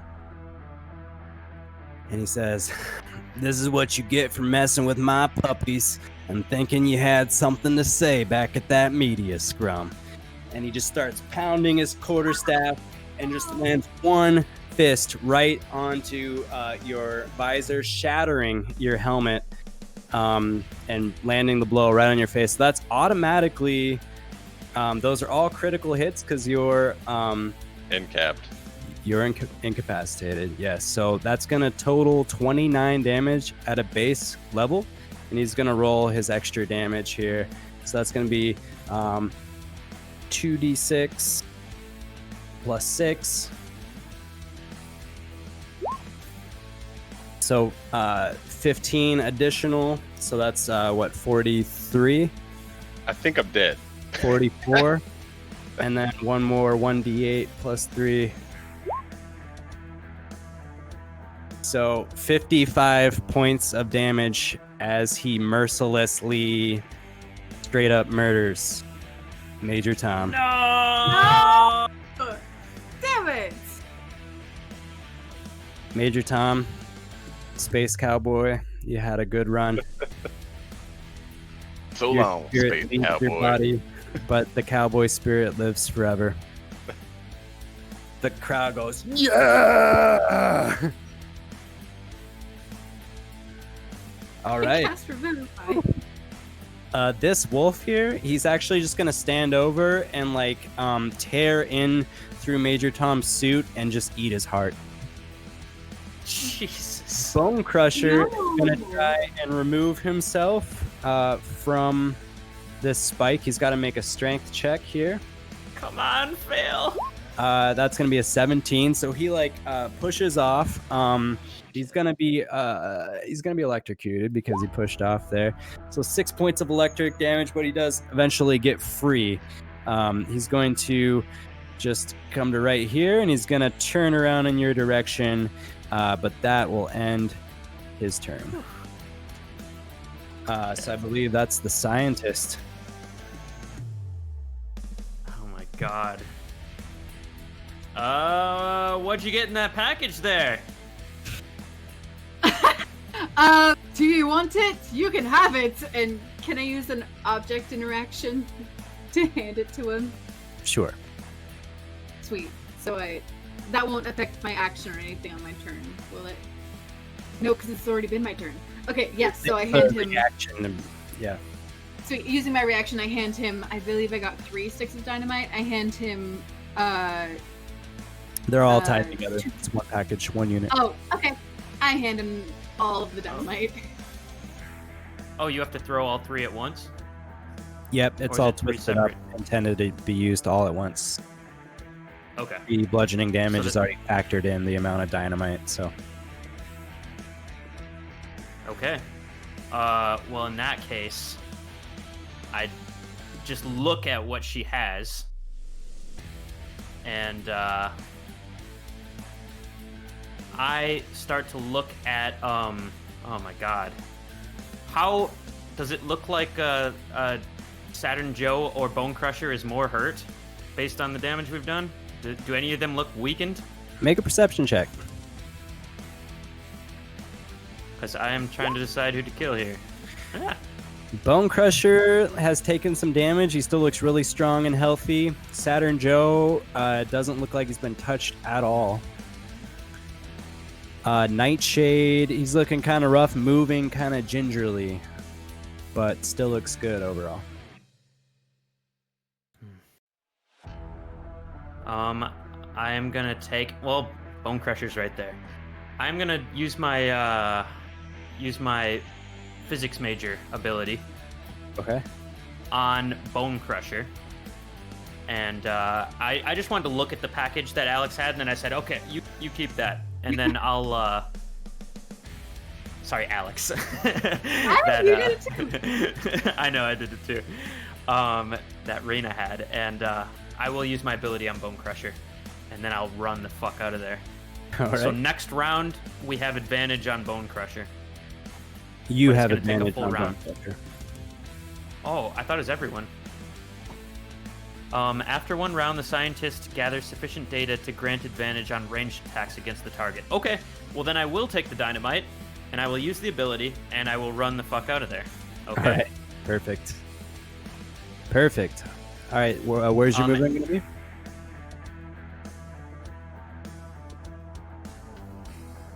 Here. Okay. And the ability I used was only a bonus action, so can I take a shot with my pistol as well?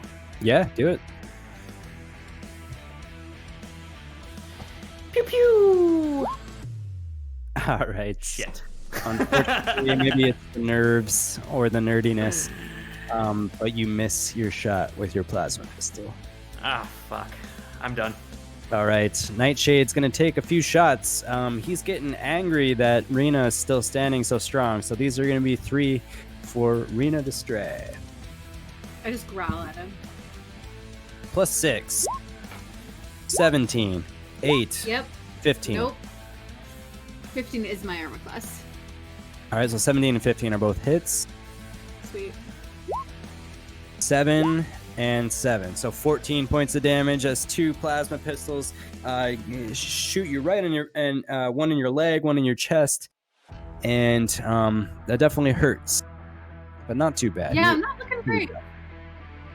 I am not looking fantastic. All right, so with that is the next round. We'll get another metal track here. Sick. Commander. Yeah. Commander. All right. Any ideas? You hear some like pistons triggering, mechanical motions occurring as you glance to the center of the arena, and you see there are parts of it that are opening and expanding to reveal. A ladybug.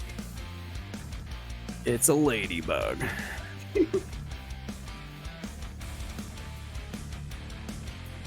Oh, shit. Lava pit. Separating the two halves of the arena, there is a giant pit of lava now, an extra added threat to the arena, to the battle. And because Major Tom is no longer with us, Rena, you are the first to act. Awesome. I'm not super familiar with ranged weapons, so let me know. I'm 15 feet away from bone crusher. Can I shoot at him? I think for the ranged weapon. Yeah, okay, yeah. Sweet. I'm just gonna take 2 rifle shots at bone crusher. Bone crusher. Yeah.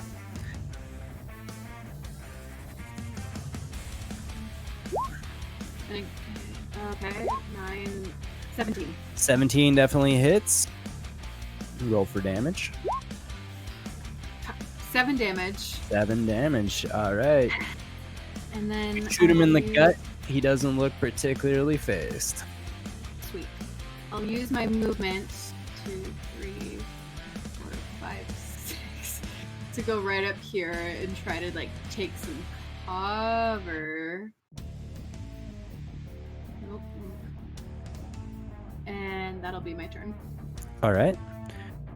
Commander. All right. I would like... Question. In my military career, would I have ever come across the knowledge of what would happen if a shield battery is hit by a laser? You've seen it happen before, and it's similar to when a compressed air were to explode. The massive explosion. All right, then I would like, if I may, to throw one of my shield batteries right here in front of this guy, and then All right. take a shot at it. Sure. Sounds good. So strength check for the throw. So you can actually anywhere within 10 feet of him will affect him, I'd say. So don't worry about that. Just tell me where you want it to land. And then your laser shot is going to be more critical in this. All right. Ideally, I would like it to land in one of these 2 squares. Perfect. And let's make the shot. Come on, With Captain. Laser bazooka. Come on, Captain. Avenge the Tom. 13. Laser bazooka, yeah, definitely hits. And it's a shot directly on the shield battery, which causes a massive explosion right in the front of Nightshade. Let's say that's a 3d8 damage. Ooh.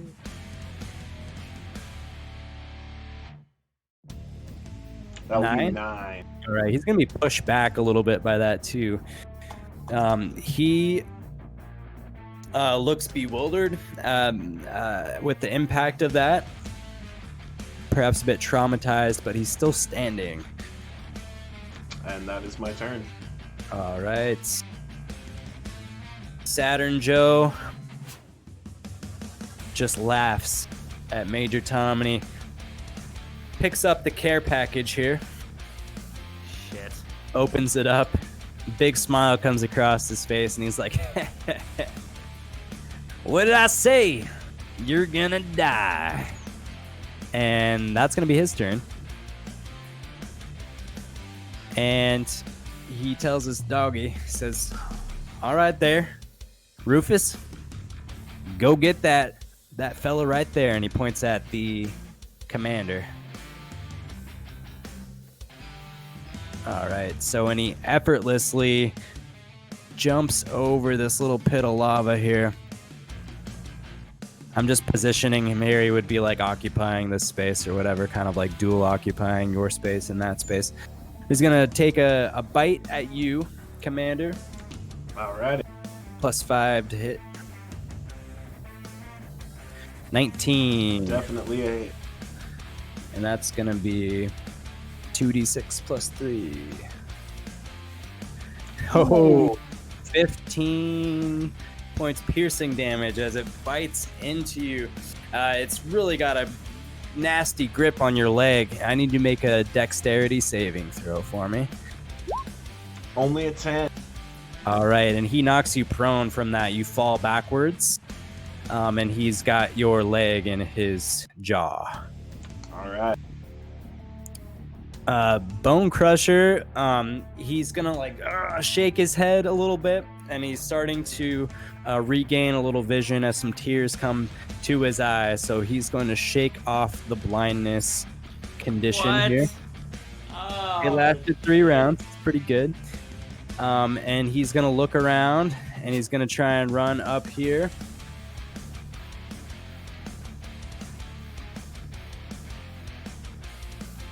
Oh yeah. It ends at the beginning of his turn? What's that? It ends at the beginning of his turn, not the end of his turn.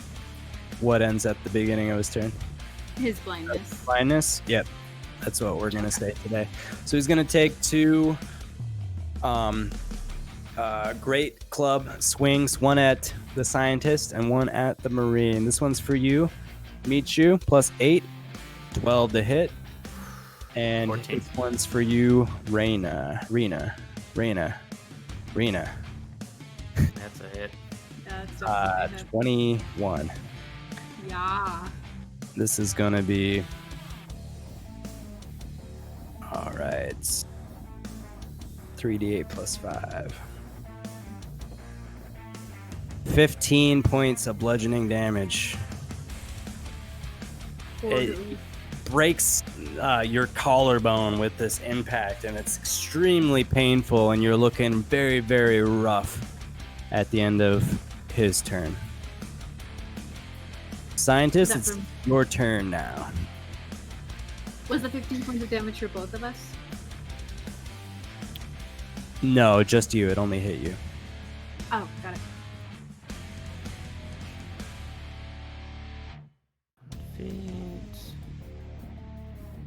Oh no.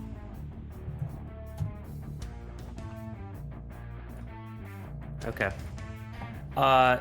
So I'm gonna move here, next to Reyna, and look over and say, I'm not one to get emotional, but this might be the end of us. It was a pleasure fighting with you. And I light the dynamite, and I throw it under Bone Crusher's legs. I try to like scatter it, or kind of shove it under through his legs, and about 10 feet behind him in the square, like right here. Okay. So it's 10 feet away from Reyna. Sure. Let her rip. All right, he's gonna make a dexterity saving throw here. DC 12. He's got a -1 dex. 15, so he'll take half damage from that explosion. But it is 5d6. 22. All right. That was a pretty good roll, actually. Yeah. It's going to take 11 points of damage from that, unfortunately. A bunch of debris comes up and pelts him. He still looks pretty good. Sorry to say. Well, Captain, Commander, are we missing anything? Is there something I should be doing? Killing him. That's what I've been doing. All right, my turn's done. I promise you, Commander, I will be dead on my next turn. So will I. So will I. All right. I think I said something foreshadowing in the beginning of this session. Anyway, Nightshade. He's going to turn and take a few rips at the commander. +6. 14, 13, 16. One hit. One hit. 5 points laser damage on you. And he's going to strategically position himself. And that'll bring us to the top of the round. 6. And let me see here.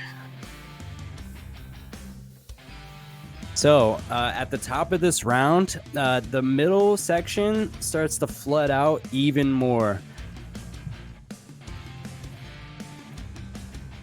The lava expands 5 feet in all directions.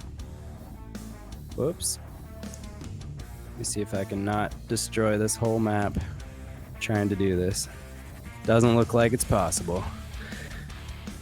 Oh man. This is the most stressed I've been the whole session. Yeah. That's what you get for having layers and layers. So, here's what'll happen here. I'm gonna just draw some lines.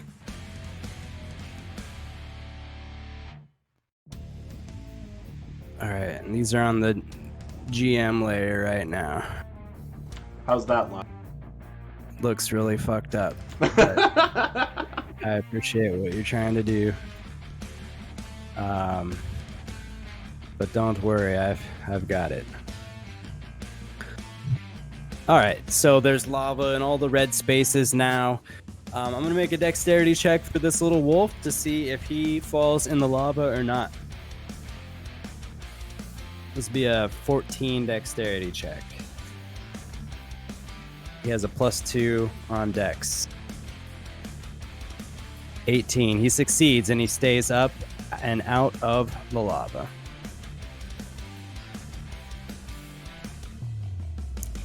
Rena. Sweet. I'm 10 feet away from that guy. Can I still... Range weapons still work at 10 feet, right? Yeah, well, yeah. I'm sure the technical rules, like if you shoot a longbow, you get disadvantage when you're that close. But carbine rifle, I'm going to say it's a little different. Just a bit. This isn't just any adventure either. This is a space adventure. Yeah. Okay, so Rena looks like she is about to die. She is on her hands and knees, and she reaches up and grabs her carbine rifle and points it at this guy and just goes, "If I'm dying today, you're coming with me, you fucker!" And she shoots him twice. Do it. Do I get advantage for any reason? No. Okay. 23 is a hit. Yeah. And 13. 13's also a hit. Fuck you. Sweet. Okay.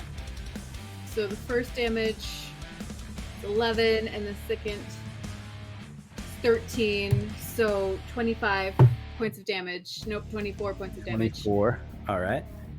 And then He takes using the my impact and he just smiles at you. because I'm not within 5 feet of him, so I'm not currently engaged. Using my acrobatics skill, I would like to move my way into this rock formation and possibly contort myself against a stone to try to hide as best as I possibly can. All right, make a stealth check. Actually, not bad at that.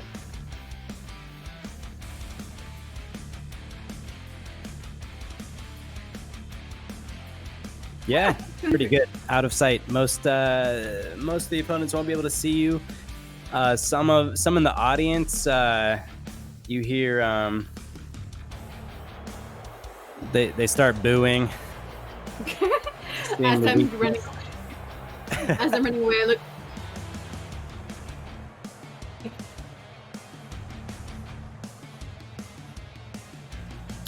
Did we lose you, Kaylee? Oh, am I still here? Hello? Yeah, there you are. Yep. Okay, awesome. Did you hear what I screamed at you, Paul? Nope.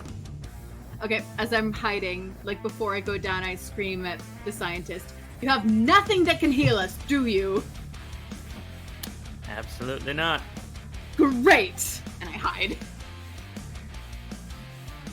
Commander, you're up. All right. This is the commander's last round.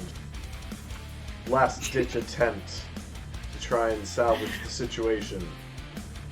I would like, while my leg is being gnawed on by this wolf and being pelted by laser blasts by Nightshade, to take a shot at whatever Joe just pulled out of that package. Whatever's in his hand, I want to shoot the shit out of it. All right. Go ahead and take a shot. Nope, only a 10. Laser bazooka. Yeah, Joe actually pulls the package right out of the way, and you just shoot Major Tom's remains. Last action of the commander. It's been good, everybody. That is my turn. All right. Saturn Joe pulls a vial out of this Amazon Prime package. And he's going to throw it at you, Commander. He's going to have advantage on this attack because you are currently grappled and prone. Is that a right call there? I think grappled gives advantage. Technically, prone gives disadvantage on ranged attacks, but in this situation, I think it's pretty obvious where the fuck I am. All right, yeah, we're gonna say that. I'm gonna say he's got advantage on this throw here.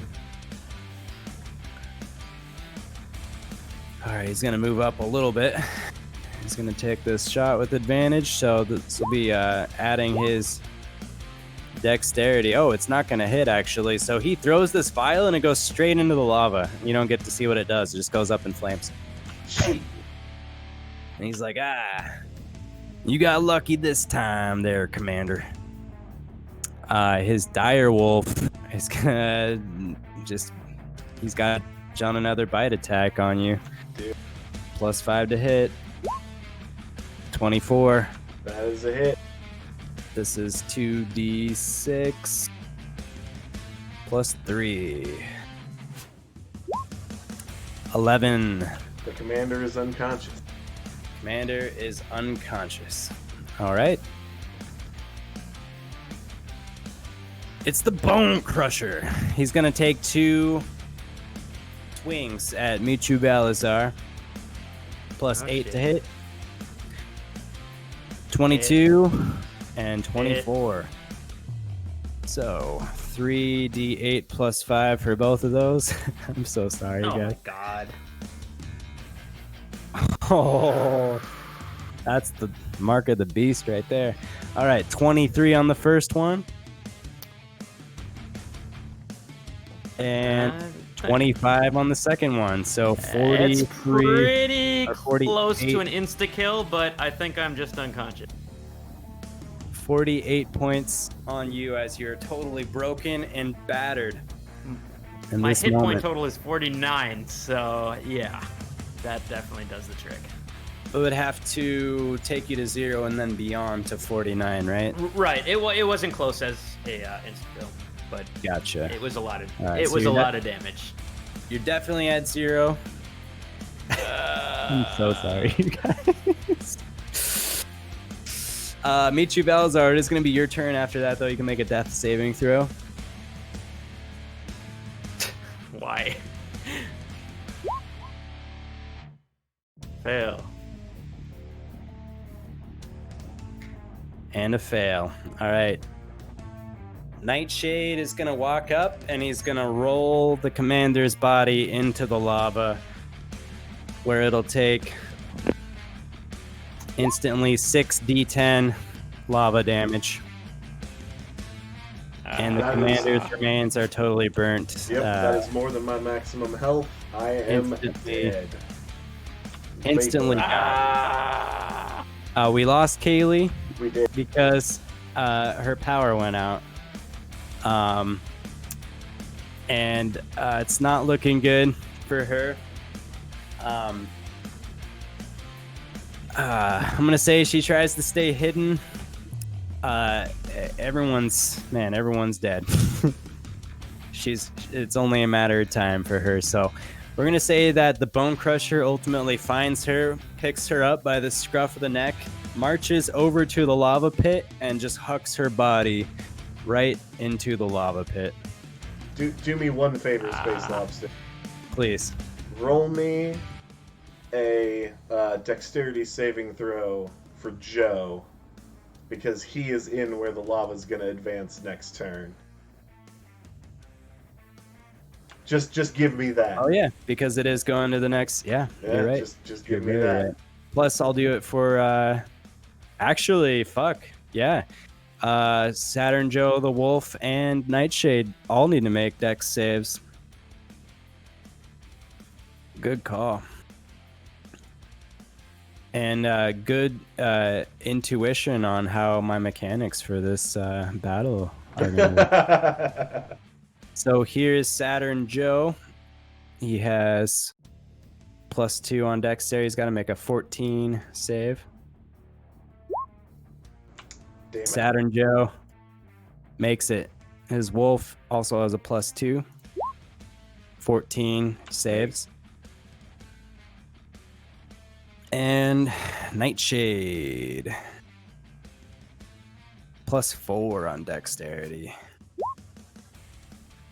All of them survive the lava flow over. We killed one wolf. All right. Unfortunately, so the crowd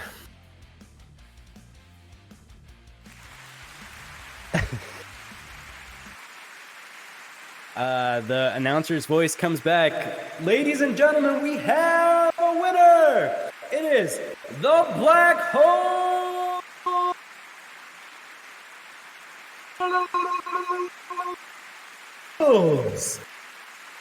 And they go totally wild. Totally wild. There is a podium celebration at the end. It only has one level because it's just one, just like first place or you're nothing, right? So they are allowed to claim the throne atop the first place podium. They're given gold medals for yet another victory in Galactic Deathmatch. People are throwing bouquets of flowers and singing their praises.